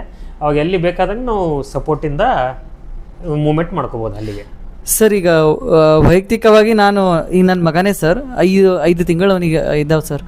ಮಕ್ಕಳಿಗೆ ಹಲ್ಲು ಬರುವಂತಹ ಪ್ರಾರಂಭಿಕ ಹಂತ ಸರ್, ಆವಾಗ ಆಗುವಂತಹ ಮಕ್ಕಳಲ್ಲಿ ಕಾಣಿಸುವಂತಹ ತೊಂದರೆಗಳು ಏನೇನಾಗ್ತವೆ ಸರ್? ಅಂದ್ರೆ ಹುಟ್ಟು ಮಕ್ಕಳಿಗೆ ಅಥವಾ ಬೆಳೆಯುವಂತಹ ಹಲ್ಲುಗಳು ಮಕ್ಕಳಿಗೆ ಇವಾಗ ಮುಂಚೆಯಿಂದ ಮಾಡ್ತಾ ಇದ್ದೀವಿ. ಕ್ಯಾವಿಟಿ ವಾರ್ನಿಷ್ ಅಂತ ಬರುತ್ತೆ, ಅದರಲ್ಲಿ ಸುಮಾರು ಕಂಪ್ನೀಸ್ ಇದೆ. ಕ್ಯಾವಿಟಿ ವಾರ್ನಿಷ್ ಅಂದರೆ ಒಂದು ಲ್ಯಾಮಿನೇಷನ್ ಥರ ಮಾಡಿರುತ್ತೆ ಅಲ್ಲಿಗೆ. ಯಾಕಂದರೆ ನರ್ಸಿಂಗ್ ಬಾಟ್ಲ್ ಕೇರೀಸ್ ಅಂತೀವಿ. ಯಾಕಂದರೆ ಎಷ್ಟು ಪ್ರಮಾಣ ಸಕ್ಕರೆ ಆಗಬೇಕು ಅದು ಏನೂ ಗೊತ್ತಿರೋಂಗಿಲ್ಲ. ಸೆರ್ಲ್ಯಾಕ್ ಹಾಕ್ತೀವಿ, ಅದರಲ್ಲಿ ಎಲ್ಲ ಹಾಕ್ತೀವಿ. ಇದು ಮಿಕ್ಕಿದು ಪೌಡರ್ಸ್ ಬರುತ್ತೆ, ಅದಕ್ಕೆ ಹಾಲಲ್ಲಿ ಮಿಕ್ಸ್ ಮಾಡ್ತೀವಿ. ಮಗು ನುಂಗುತ್ತೆ ಅಂತ ಗ್ಯಾರಂಟಿ ಇಲ್ಲ, ಹಲ್ಲಿನ ಮೇಲೆ ನಿಂತ್ಕೋಬೋದು, ಅದು ನುಂಗ್ಬೋದು ಮಗು. ಆವಾಗ ಬ್ಲ್ಯಾಕ್ ಕಲರೇಷನ್ ಅಂತ ರ್ಯಾಂಪಂಟ್ ಕೇರೀಸ್ ಅಂತ ಅಂತೀವಿ. ಹುಲ್ಗಳ ಮೇಲೆ ಕೇರೀಸ್ ಅಂತ ಆಗ್ಬೋದು. ಇಲ್ಲ ಅಂದರೆ ಒಂದೊಂದು ಸತಿ ಇರೋಜನ್ ಅಂತ ಅಂತೀವಿ. ಯಾಕಂದರೆ ಎಷ್ಟು ಸಕ್ಕರೆ ಅಂಶ ಇರಬೇಕಾದ್ರಲ್ಲಿ ಅದಕ್ಕಿಂತ ಜಾಸ್ತಿ ಇದ್ದರೆ ಕಮ್ಮಿ ಇದ್ದರೆ ಮಾತ್ರ ಅದಕ್ಕೆ ಇವಾಗ ಕ್ಯಾವಿಟಿ ವಾರ್ನಿಷ್ ಅಂತ ಬರುತ್ತೆ. ಅದು ಹಲ್ಲು ಬೆಳೆಯುವಾಗ ಅದು ಒಂದು ಚಿಕ್ಕ ಟ್ರೇಸ್ ಬರುತ್ತೆ. ಆ ಟ್ರೇಸ್ ಹಾಕೊಂಡ್ಬಿಟ್ರೆ ನಾವು ಪ್ರಿವೆಂಟ್ ಮಾಡ್ಕೋಬೋದು. ಅದಕ್ಕೆ ಚಿಕ್ಕ ಮಗುಗೆ ಮಕ್ಕಳಿಂದನೂ ಅಂದ್ರೆ ಈಗ ಸರ್ ಹೆಲ್ದಿ ಆಗಿರ್ತಾವೆ. ಅಂದ್ರೆ ಸರ್ ಮಕ್ಕಳು ಹಲ್ಲು ಬರುವಾಗ ಅಳುವಂತಹ ತೊಂದರೆಗಳು ಬಂದಾಗ ಎಷ್ಟೋ ಸಲ ಸರ್ ತಾಯಂದ್ರು ಕೂಡ ಕೇಳುವಂಥ, ಮಕ್ಕಳಿಗೆ ಹಲ್ಲು ಬರೋ ಬಂದಾಗ ಭಾಳ ಗಲಾಟೆ ಮಾಡ್ತಾವ, ಭಾಳ ಅಳ್ತಾವ, ಜ್ವರ ಕೂಡ ಬರ್ತಾವ ಅಂತ ಹೇಳ್ತಾರೆ ಸರ್. ಆ ಒಂದು ಸಮಯಕ್ಕೆ ಇದು ಸೂಕ್ತ ಅಂತ. ಇದು ಹಲ್ಲು ಬಂದ ಮೇಲೆ ಮಾಡ್ಕೋಬೋದು ಕ್ಯಾವಿಟಿ ವಾರ್ನಿಷ್ ಸರ್. ಇದು ಚಿಕ್ಕ ಕ್ಯಾವಿಟೀಸ್ ಅಲ್ಲಿ ವಾರ್ನಿಷ್ ಅಂತಂದ್ರೆ ಅದ್ರ ಮೇಲೆ ಲ್ಯಾಮಿನೇಷನ್ ತರ ಇರುತ್ತೆ. ಏನು ತಿಂದ್ರೆ ಮಗು ಅಲ್ಲಿ ಸಿಗಿ ಹಾಕೊಳಂಗಿಲ್ಲ. ಇವಾಗ ಇದು ಪೇರೆಂಟ್ ಆಂಗ್ಸಿಯಸ್ ಆಗೋದು ಯಾಕಂತಂದ್ರೆ, ಚಿಕ್ಕ ಮಗುಗೆ ಹಲ್ಲು ಬರುವಾಗ ಜ್ವರ ಏನಂತ ಹೇಳ್ತಾ ಇದಾರಲ್ಲ, ಅವಾಗ ಯೂಶಲಿ ಬರುತ್ತೆ. ಯಾಕಂದರೆ ಇದು ಒಸಡು ಗಟ್ಟಿಯಾಗಿರುತ್ತೆ. ಒಸಡು ಕಟ್ ಆಗಿಬಿಟ್ಟು ಒಂದು ಹೊಸ ಜೀವ ಹೊರಗೆ ಬರ್ತಾ ಇದ್ದರೆ ಆವಾಗ ಜ್ವರ ಬರೋದು, ಒಂದು ಸ್ವಲ್ಪ ಮೈ ಬಿಸಿ ಆಗೋದು, it is not permanent, temporary ಆಗಿರುತ್ತೆ. ಒಂದ್ಸತಿ ಅದು ಬೆಳೆದು ಬಂದಿದ ನಂತರ ಹೋಗ್ಬಿಡುತ್ತೆ ಜ್ವರ, ಅದು ಏನೂ ಇರೋಂಗಿಲ್ಲ, ಯಾವುದು ತೊಂದರೆ ಆಗಂಗಿಲ್ಲ ಸರ್. ಅಂದ್ರೆ ಒಂದೆರಡು ಹಲ್ಲುಗಳು ಬಂದ ನಂತರ ತನ್ನಂತಾನೆ ಮಕ್ಕಳು ಆಮೇಲೆ ಮುಂದಿನ ಹಲ್ಲು ಬರುತ್ತೆ, ಆಮೇಲೆ ಹಿಂದ್ಗಡೆ ಹಲ್ಲು ಸ್ಟಾರ್ಟ್ ಆಗುತ್ತೆ ಬರುತ್ತೆ. ಸರ್ ಬಹಳಷ್ಟು ಸಕ್ಕರೆ ಕಾಯಿಲೆ ಇದ್ದವರು ನಮ್ಮ ಮನೆಯಲ್ಲಿ ಕೂಡ ಶುಗರ್ ಬಂದಮೇಲೆ ನನ್ನ ಹಲ್ಲು ಹೋಗ್ಯದ ಅಂತ ಹೇಳಿದ ಉದಾಹರಣೆಗಳವ ಸರ್. ಅಂದ್ರೆ ಶುಗರ್ ಬಂದ ನಂತರ ಹೋಗ್ತದೆ ಸರ್, ಅಥವಾ ಏನಾದರೂ ಅದಕ್ಕೆ ತೊಂದರೆಗಳು? ಅದು ಏಜ್ ಫ್ಯಾಕ್ಟರ್ ಒಂದೇನಂದರೆ ಶುಗರಿಂದನೂ ಆಗ್ಬೋದು. ಬಟ್ ಆಸ್ಟಿಯೋಪೊರೋಸಿಸ್ ಅಂತ ಒಂದು ಏನಾಗುತ್ತೆ ಇಲ್ಲ, ಮೂಳೆಗಳೇ ವೀಕ್ ಆಗ್ತಾ ಹೋಗುತ್ತೆ. ಆವಾಗ ಹಲ್ಲು ವೀಕ್ ಆಗಿಬಿಟ್ಟು ಅಳ್ಳಾಡ್ಬಿಟ್ಟು ಆಚೆ ಬರೋದು ಸಾಮಾನ್ಯವಾಗಿ. ಅದು ಹಲ್ಲುಗಳು ವೀಕ್ ಆಗ್ತಾ ಬರ್ತಾವೆ ಸರ್. ಬಟ್ ಒಂದು ಸ್ವಲ್ಪ ಶುಗರ್ ಮೇಂಟೈನ್ ಆಗಿದ್ರೆ ಗಟ್ಟಿಯಾಗಿರುತ್ತೆ ಹಲ್ಲು. ಇಲ್ಲದಿದ್ರೆ ಸರ್ ಇಲ್ಲ. ಬಟ್ ಡಯಾಬಿಟೀಸಲ್ಲಿ ಯೂಶ್ವಲಿ ಆಗುತ್ತೆ ಇದು ಆಸ್ಟಿಯೋಪೊರೋಸಿಸ್ ಅಂತ. ಮೆನೋಪಾಸ್ ಲೇಡೀಸಲ್ಲಿ ನೋಡ್ತೀವಿ ಆಸ್ಟಿಯೋಪೊರೋಸಿಸ್ ಅಂತ ಆಗುತ್ತೆ. ಆಸ್ಟಿಯೋಪೊರೋಸಿಸ್ ಅಂದರೆ ನಮ್ಮ ಮೂಳೆ ಏನಿರುತ್ತೆ ಸೌದು ಹೋಗ್ತಾ ಇರುತ್ತೆ, ಬೇಗ ಸೌದು ಹೋಗುತ್ತೆ ಆ ಏಜಲ್ಲಿ. ಅದಕ್ಕೆ ಇದು ಶುಗರಿಂದ ಆಗಿದೆ ಅಂತ ಹೇಳ್ತಾರೆ. ಬಟ್ ಅದು ಏಜ್ ಫ್ಯಾಕ್ಟ್ರೂ ಇರ್ಬೋದು. 100% ಹೇಳೋಂಗಿಲ್ಲ ಶುಗರ್ಲಿಂದ ಆಗಂಗಿಲ್ಲ ಅಂತ. ಏಜ್ ಫ್ಯಾಕ್ಟರ್ ಇರ್ಬೋದು. ಒಂದು ಏಜ್ ಆಗಿದ ನಂತರ ಗಟ್ಟಿಯಾಗಿ ಕರೆಕ್ಟಾಗಿ ಮೇಂಟೈನ್ ಆಗಿಲ್ಲ ಅಂದರೆ ಆಸ್ಟಿಯೋಪೊರೋಸಿಸ್ ಆಗ್ಬೋದು, ಹಲ್ಲೂ ಆಚೆ ಬರ್ಬೋದು. ಅಂದರೆ ವಯಸ್ಸಿನ ಆಧಾರದ ಮೇಲೆ ಏನಾದರೂ ತೊಂದರೆಗಳಿದ್ರೂ ಕೂಡ ಅದರಲ್ಲಿಂದ ಅವರಿಗೆ ಹಲ್ಲಿನ ತೊಂದರೆಗಳು ಕಾಡ್ತಾವೆ ಸರ್. ಹೌದು ಸರ್. ಆಗ್ತಾನೆ ಮಾತಾಡಿದ ಹಾಗೆ ಉಪ್ಪು ನೀರು ಅಥವಾ ಲವಂಗದ ಬಗ್ಗೆ ಮನೆಯಲ್ಲಿ ಕೊಡುವಂತಹ ಪ್ರಥಮ ಚಿಕಿತ್ಸೆ ಬಗ್ಗೆ ನೀವು ನಾನು ಕೇಳಿದ ಪ್ರಶ್ನೆ ಬಗ್ಗೆ ಸರ್. ಅದು ಅತಿಯಾದರೆ ಅದನ್ನು ಕೂಡ ತೊಂದರೆ ಆಗ್ಬೋದಾ? ಈಗ ಉಪ್ಪಿನ ಅಂಶ ಹೆಚ್ಚಿಗೆ ನಮ್ಮ ಹಲ್ಲುಗಳಲ್ಲಿ ಸೇರಿದಾಗ ಅಥವಾ ಬೇರೆ ಇನ್ನಿತರ ಲವಂಗದ ಅಂಶ ಆಗಿರ್ಬೋದು, ಅತಿಯಾದ್ರೂ ಕೂಡ ಎಷ್ಟೋ ಸಲ ಇವತ್ತಿನ ತನೂ ಸರ್ ಎಷ್ಟೋ ಸಲ ಇಲ್ಲ ಡೆಂಟಿಸ್ಟ್ ಹತ್ರ ಹೋಗೋದಿಲ್ಲ, ತೊಂದರೆ ಆಗುತ್ತೆ ಅನ್ನೋದು ಮನೋಭಾವ ಭಾಳ ಜನರಿಗೆ ಅದ ಸರ್. ಹೌದು. ಮನೆಯಲ್ಲಿ ಚಿಕಿತ್ಸೆ ಅತಿಯಾಗಿ ಪಡೆದಾಗ ಯಾವುದಾದ್ರೂ ತೊಂದರೆ ಸರ್? ಇವಾಗ ಸಾಲ್ಟ್ ನಮ್ಮ ಕಡೆ ಪೌಡರ್ ಫಾರ್ಮಲ್ಲಿ ಇರೋಂಗಿಲ್ಲ, ಗ್ರ್ಯಾನ್ಯೂಲ್ಸ್ ಇರುತ್ತೆ. ನಮ್ಮ ಹಲ್ಲಿಗೆ ಒಂಥರ ಸ್ಯಾಂಡ್ ಥರ ಆ್ಯಕ್ಟ್ ಆಗುತ್ತೆ ಅದು. ನೀವು ಉಪ್ಪು ಇವಾಗ ಮುಂಚೆ ಬೂದಿ ಇರುತ್ತೆ ಅಲ್ಲ, ಅದರಿಂದ ಮಾಡ್ತಾಯಿದ್ರು, ಕರ್ಕಲಿಂದ ಮಾಡ್ತಾಯಿದ್ರು. ಸಾಲ್ಟ್ ಏನಾಗುತ್ತೆ ಅಂದರೆ ಹಲ್ಲಿಗೆ ತಿಕ್ ಹೋಗುತ್ತೆ ಅದು. ನಮ್ಮ ಹಲ್ಲು ಅಷ್ಟೊಂದು ಸ್ಟ್ರಾಂಗ್ ಇರೋಂಗಿಲ್ಲ ಆವಾಗ. ಇದು ಏನಿರುತ್ತೆ ಸ್ಯಾಂಡ್ನಿಂದ ತಿಕ್ಕದಂಗೆ ಇರುತ್ತೆ. ಅದರಿಂದ ಏನಾಗುತ್ತೆ ಸೆನ್ಸಿಟಿವಿಟಿ ಆಗುತ್ತೆ ಲಾಂಗ್ ಟರ್ಮಲ್ಲಿ. ಕೆಲವೊಂದು ಸತಿ ಹೇಳ್ತಾರೆ ಇವಾಗ ಟೂತ್ಪೇಸ್ಟಲ್ಲಿನೂ ಕೆಲವೊಂದು ಅಂಶ ಸಾಲ್ಟ್ ಇರುತ್ತೆ, ಸೋಡಿಯಂ ಬೈಕಾರ್ಬೊನೇಟ್ ಅಂತ ಹೇಳ್ತಾರೆ, ಮತ್ತು ಕೆಲವೊಂದು ಇಂಗ್ರೀಡಿಯೆಂಟ್ಸ್ ಇರುತ್ತೆ ಅದರಲ್ಲಿ. ಬಟ್ ಆಚೆಯಿಂದ ಸಾಲ್ಟ್ ಹಾಕಿದಾಗ too good is too bad ಅಂತಂದಮೇಲೆ ಅದು ಒಂದು ಚೂರು ಸಾಲ್ಟ್ ಇರೋಜನ್ ಅಂತಂತೀವಲ್ಲ, ಹಲ್ಲಿಗೆ ತಿಕ್ಕಿದಾಗ ಹಲ್ಲಲ್ಲಿ ಡಿಸಾಲ್ವ್ ಆಗೋಂಗಿಲ್ಲ. ಇವಾಗ ಉಪ್ಪು ನೀವು ಸ್ವಲ್ಪ ನೀರಿಗೆ ಹಾಕಿದಾಗ ಸ್ವಲ್ಪ ಟೈಮ್ ನಂತರ ಡಿಸಾಲ್ವ್ ಆಗುತ್ತೆ, ಇಮ್ಮಿಡಿಯೇಟಾಗಿ ಡಿಸಾಲ್ವ್ ಆಗೋಂಗಿಲ್ಲ. ಅದರಿಂದ ಏನಾಗುತ್ತೆ ಹಲ್ಲಿನ ಮೇಲೆ ನೀವು ಯಾವಾಗ ತಿಕ್ತೀರಾ ಆ ಹಲ್ಲಿಗೆ ಅಷ್ಟೊಂದು ಪ್ರೆಷರ್ ಬೇಕಾಗಿರೋಂಗಿಲ್ಲ, ಅಷ್ಟೊಂದು ಗ್ರ್ಯಾನ್ಯೂಲ್ಸ್ ಬೇಕಾಗಿರೋಂಗಿಲ್ಲ. ಏನಾಗುತ್ತೆ ಅಂದರೆ ಹಲ್ಲು ಸೌದು ಹೋಗ್ಲಿಕ್ಕೆ ಸ್ಟಾರ್ಟ್ ಆಗುತ್ತೆ ಅಲ್ಲಿಂದ. ಅದಕ್ಕೆ ತಾತ್ಕಾಲಿಕವಾಗಿ ಮಾಡ್ಕೋಬೋದು, ಬಟ್ ಲಾಂಗ್ ಟರ್ಮಲ್ಲಿ ಇಟ್ ಹ್ಯಾಸ್ ಎ ಡಿಸ್ಅಡ್ವಾಂಟೇಜ್ ಅದ್ರ ಮೇಲೆ. ಅತಿಯಾದರೂ ಕೂಡ ಅಮೃತ ವಿಷ ಇರೋ ಹಾಗೆ ಸರ್. ಅತಿ ಆಗೋದು ಆ ಒಂದು ಸಮಯಕ್ಕೆ ಡಾಕ್ಟರ್ ಹತ್ರ ಅಥವಾ ಡೆಂಟಿಸ್ಟ್ ಹತ್ರ ಬಂದರೆ ಸೂಕ್ತವಾದಂಥ ಚಿಕಿತ್ಸೆ ಕೊಡೋದು ಖಂಡಿತವಾಗ್ಲೂ ಕೊಡ್ತಾರಂತ ಇದ್ರ ಬಗ್ಗೆ ಸರ್. ಸರ್ ಕೊನೆಯದಾಗಿ ನನ್ನ ಪ್ರಶ್ನೆ ಸರ್, ಆರೋಗ್ಯಕರ ಹಲ್ಲು ಮತ್ತು ಜೀವನ ಪೂರ್ತಿ ವಸಡು ನಮ್ಮ ಚೆನ್ನಾಗಿರಬೇಕು ಮತ್ತು ಜನರು ಪ್ರತಿದಿನ ಪಾಲಿಸಬೇಕಾದ ಕೆಲವೊಂದು ಹಲ್ಲಿನ ಸಮಸ್ಯೆ ಬಗ್ಗೆ, ಆ ಹಲ್ಲಿನ ಆರೋಗ್ಯದ ಬಗ್ಗೆ ತಮ್ಮ ಅಭಿಪ್ರಾಯ ಸರ್. ಓಕೆ, ಇವಾಗ ಇದು ಏನು ಜಂಕ್ ಫುಡ್ಸ್ ಅಂತ ಬರ್ತಾ ಇದೆ ಅಲ್ಲ, ಅದು ಸ್ಟಾಪ್ ಮಾಡ್ಕೊಂಡ್ಬಿಡ್ಬೇಕು. ಈ ಜನ್ರೇಷನ್ ಏನು ಬರ್ತಾ ಇದೆ, ತಂಬಾಕು ರಹಿತ ಅಭಿಯಾನ ನಡೀತಾ ಇದೆ, ಕೆಲವೊಂದು ಗೌರ್ಮೆಂಟ್ ಸ್ಕೀಮ್ಸ್ನೂ ಬಂದಿದೆ. ಗುಟ್ಕಾ ಬ್ಯಾನ್ ಮಾಡೋಕ್ಕೆ ಮತ್ತು ಸಿಗರೇಟ್, ಸ್ಮೋಕಿಂಗ್, ಟೊಬ್ಯಾಕೊ ಎಲ್ಲ ಬ್ಯಾನ್ ಮಾಡೋಕ್ಕೆ ಕೆಲವೊಂದು ಅಭಿಯಾನ ನಡೀತಾ ಇದೆ. ಅದು ತೊಗೊಂಡು ಬಂದುಬಿಟ್ಟು ಬ್ಯಾನ್ ಮಾಡಬೇಕು. ಮತ್ತು ಆದಷ್ಟು ಶುಗರ್ ಕಂಟೆಂಟ್ ಇರೋದು ಜಂಕ್ ಫುಡ್ಸ್ ಆಗಲಿ, ಬರ್ಗರ್ಸ್ ಆಗಲಿ, ಪಿಜ್ಜಾ ಆಗಲಿ ಆದಷ್ಟು ಕಮ್ಮಿ ಮಾಡಬೇಕು. ಮತ್ತು ಕೋಲ್ಡ್ ಡ್ರಿಂಕ್ಸ್ ಏನು ಬರುತ್ತೆ, ಸೋಡಾ ಹಾಕಿದ ಕೋಲ್ಡ್ ಡ್ರಿಂಕ್ಸ್ ಏನಿರುತ್ತೆ ಅದು ಹಲ್ಲಿಗೆ ಒಂದು ಸ್ವಲ್ಪ ವೀಕ್ ಮಾಡುತ್ತೆ. ಮತ್ತು ದಿನನಿತ್ಯ 2 ಸತಿ ಬ್ರಷ್ ಮಾಡಬೇಕು, ಒಳ್ಳೆಯ ಆಹಾರ ತೊಗೋಬೇಕು, ಫೈಬ್ರಸ್ ಫುಡ್ ಏನಂತೀವಲ್ಲ ಅದು ಒಳ್ಳೆ ಫುಡ್ ತೊಗೋಬೇಕು. ಮತ್ತು ಮೌತ್ ವಾಶ್ ಯೂಸ್ ಮಾಡಬೇಕು, ದಿನನಿತ್ಯ ಮೌತ್ ವಾಶ್ ಯೂಸ್ ಮಾಡಬೇಕು. ಫ್ಲಾಸಿಂಗ್ ಅಂತಂದರೆ ದಾರ ಥರ ಬರುತ್ತೆ, ಇವತ್ತು ನಾಳೆ ಎಲ್ಲ ಪ್ರೆಷರ್ ವಾಷರ್ ಥರ ಬರುತ್ತೆ. ಓಕೆ, ವಾಟರ್ ಫ್ಲಾಸರ್ ಅಂತ ಬರುತ್ತೆ. ಹಲ್ಲಿನ ಮಧ್ಯದಲ್ಲಿ ನಾವು ಬ್ರಷ್ ಮಾಡಿದರೆ ಹಲ್ಲಿನ ಮಧ್ಯದಲ್ಲಿ ಹೋಗೋಂಗಿಲ್ಲ. ದಿನನಿತ್ಯ 2 ಸತಿ ಬ್ರಷ್ ಮಾಡ್ಕೊಂಬಿಟ್ಟು ಗಟ್ಟಿಯಾಗಿ ಇಟ್ಕೊಂಡ್ಬಿಟ್ಟು ವಾಟರ್ ಫ್ಲಾಸ್ ಆಗಲಿ ಇಲ್ಲ ದಾರ ಥರ ಫ್ಲಾಸ್ ಬರ್ತಾಯಿತ್ತು ಮುಂಚೆ, ಆ ಫ್ಲಾಸ್ ಮಾಡಿದರೆ ನಮ್ಮ ಹಲ್ಲು ಗಟ್ಟಿಯಾಗಿರುತ್ತೆ, ಹೆಲ್ದಿ ಆಗಿರುತ್ತೆ. ಮತ್ತು ಇನ್ನೊಂದು ಏನಂತಂದರೆ ಪ್ರತಿ ಮೀಲ್ಸ್ ನಂತರ ಬ್ರೇಕ್ಫಾಸ್ಟ್ ಆಗಲಿ, ಲಂಚ್ ಆಗಲಿ, ಡಿನ್ನರ್ ಆಗಲಿ ಏನೂ ಅಕ್ಕಪಕ್ಕದಲ್ಲಿ ನಿಮಗೇನೂ ಸಿಕ್ಕಿಲ್ಲ, ಲೈಕ್ ಕೆಲವೊಂದು ಸತಿ ಟ್ರಾವೆಲ್ ಮಾಡ್ತಾ ಇರ್ತೀವಿ ರಾತ್ರಿ ಎಲ್ಲ, ಊಟ ಮಾಡಿದಾಗ ಬ್ರಷ್ ಅದು ಮಾಡ್ಲಿಕ್ಕೆ ಆಗಂಗಿಲ್ಲ. ಆ ಥರ ನೀವು ಏನು ಮಾಡ್ಬೋದು, ನೀರು ಹಾಕೊಂಡ್ಬಿಟ್ಟು ಬಾಯಿ ಮುಕ್ಕರಿಸಿದ್ರೆ it is more than enough. ಅದಕ್ಕೆ ಮೌತ್ ವಾಶ್ ಕೂಡ ಬಳಕೆ ಮಾಡಿದ್ರು ಕೂಡ ಅಂದ್ರೆ ಅದು ಸೂಕ್ತ ಸರ್? ಹೌದು, ಮೌತ್ ವಾಶ್ ಯೂಸ್ ಮಾಡ್ಬೋದು. ಕೆಲವೊಂದ್ಸತಿ ಡೈಲ್ಯೂಷನ್ ಮೇಲೆ ಮಾಡ್ತಾ, ಕೆಲವೊಂದ್ಸತಿ ಕಾನ್ಸಂಟ್ರೇಟ್ ನೋಡಿಬಿಟ್ಟು ಡಿಸೀಸ್ ನೋಡಿಬಿಟ್ಟು ಮಾಡ್ಕೋಬೋದು. ರೆಗ್ಯುಲರ್ ಆಗಿ ನೀವು ಡೈಲ್ಯೂಷನ್ಲಿ 1:1 ಆಗಲಿ 1:2 ಡೈಲ್ಯೂಷನ್ ಮಾಡಿಬಿಟ್ಟು 10 ml ಮೌತ್ ವಾಶ್ ತೊಗೊಂಡ್ರೆ 10 to 20 ml ನೀರು ಹಾಕೊಂಡ್ಬಿಟ್ಟು ಗಟ್ಟಿಯಾಗಿ ಬಾಯಿ ಮುಕ್ಕರಿಸ್ಬಿಟ್ಟು ಉಗಿಬೋದು. ಅದಕ್ಕೆ ಸೂಕ್ತವಾಗಿ ಆಗಿರುತ್ತೆ. ಹೊಸದು ಗಟ್ಟಿಯಾಗಿರುತ್ತೆ ಸರ್. ನನ್ನ ವೈಯಕ್ತಿಕವಾದ ಪ್ರಶ್ನೆ ಎಲ್ಲ ನನ್ನ ವೀಕ್ಷಕರಿಗೆ ನಾನು ಈ ಒಂದು ವಿಡಿಯೋ ಅಂತ್ಯದಲ್ಲಿ ನಾನು ಯಾವುದೇ ಸಾಧಕರಾಗಿರ್ಬೋದು ಅಥವಾ ಯಾವುದೇ ವೈದ್ಯರಾಗಿರ್ಬೋದು ಸರ್, ಈಗ ದಂತ ವೈದ್ಯರು ಅಂತ ಬಂದಾಗ ಸರ್, ಈ ನಿಮ್ಗೆ ಗೊತ್ತಿರೋ ಹಾಗೆ ಹೊರಗಿನ ಜನ ಇದರ ಬಗ್ಗೆ ಕೆಲವೊಂದು ಸಲ ಮೂಲ ಜ್ಞಾನ ಇರಲಾರ್ದಂತಹ ಅಥವಾ ಗೊತ್ತಿಲ್ಲದೇ ಇರುವಂತಹ ಜನಕ್ಕೆ ಡೆಂಟಲ್ದಂತ ಬಂದಾಗ ಬಹಳಷ್ಟು ಹಣ ಖರ್ಚಾಗುತ್ತೆ, ಬಹಳಷ್ಟು ಹಣವನ್ನು ಕೊಡಬೇಕಾಗುತ್ತೆ ಅನ್ನೋ ಭಯ ಬಹಳಷ್ಟು ಜನರಿಗಿದ್ದು ಮನೆಯ ಚಿಕಿತ್ಸೆ ತಗೋತಾರೆ ಸರ್. ಇದಕ್ಕೆ ಸರ್ ಕೆಲವೊಂದು ಸಲ ಇದು ಆ ಒಂದು ಅಂದ್ರೆ ಅತಿಯಾದ ಹಣ ಕಟ್ಟಬೇಕು ಅಥವಾ ಇಂತಿಷ್ಟೇ ಅಂತ ಇರುತ್ತೋ ಅಥವಾ ಆಗುವಂತಹ ತೊಂದರೆ ಮೇಲೆ ಡಿಪೆಂಡು ಅಂತ ಹೇಳ್ಬೋದು ಸರ್. ಅದು ನಾಳೆ ಏನಂದರೆ ನಮ್ದು ಯಾವ್ದನ್ನೂ ಇನ್ಸ್ಟ್ರೂಮೆಂಟ್ಸ್ ಆಗಲಿ ಯಾವ್ದನ್ನೂ ರೀಸೈಕಲೇಬಲ್ ಮ್ಯಾಕ್ಸಿಮಮ್ ಇನ್ಸ್ಟ್ರೂಮೆಂಟ್ಸ್. ಇದು ಫಾರ್ ಎಕ್ಸಾಂಪಲ್ ನಾವು ಇಂಜೆಕ್ಷನ್ ಯೂಸ್ ಮಾಡ್ತೀವಿ, ಗ್ಲೋವ್ಸ್ ಯೂಸ್ ಮಾಡ್ತೀವಿ, ಇದು ಎಲ್ಲ ಯಾವುದೂ ರೀಸೈಕಲೇಬಲ್ ಇಲ್ಲ. ಅದರಿಂದ ಏನಾಗುತ್ತೆ, ಕಾಸ್ಟ್ ಒಂದು ಸ್ವಲ್ಪ ಜಾಸ್ತಿ ಆಗುತ್ತೆ. ಅದರಿಂದ ಕೆಲವೊಂದು ಸತಿ ಏನು ನಮ್ಮ ಇನ್ಸ್ಟ್ರೂಮೆಂಟ್ಸ್ ಇರುತ್ತೆ, ನಮ್ಮ ಸಿಮೆಂಟ್ಸ್ ಏನಿರುತ್ತೆ ಒಂದು ಸ್ವಲ್ಪ ಎಕ್ಸ್ಪೆನ್ಸಿವ್ ಇರುತ್ತೆ.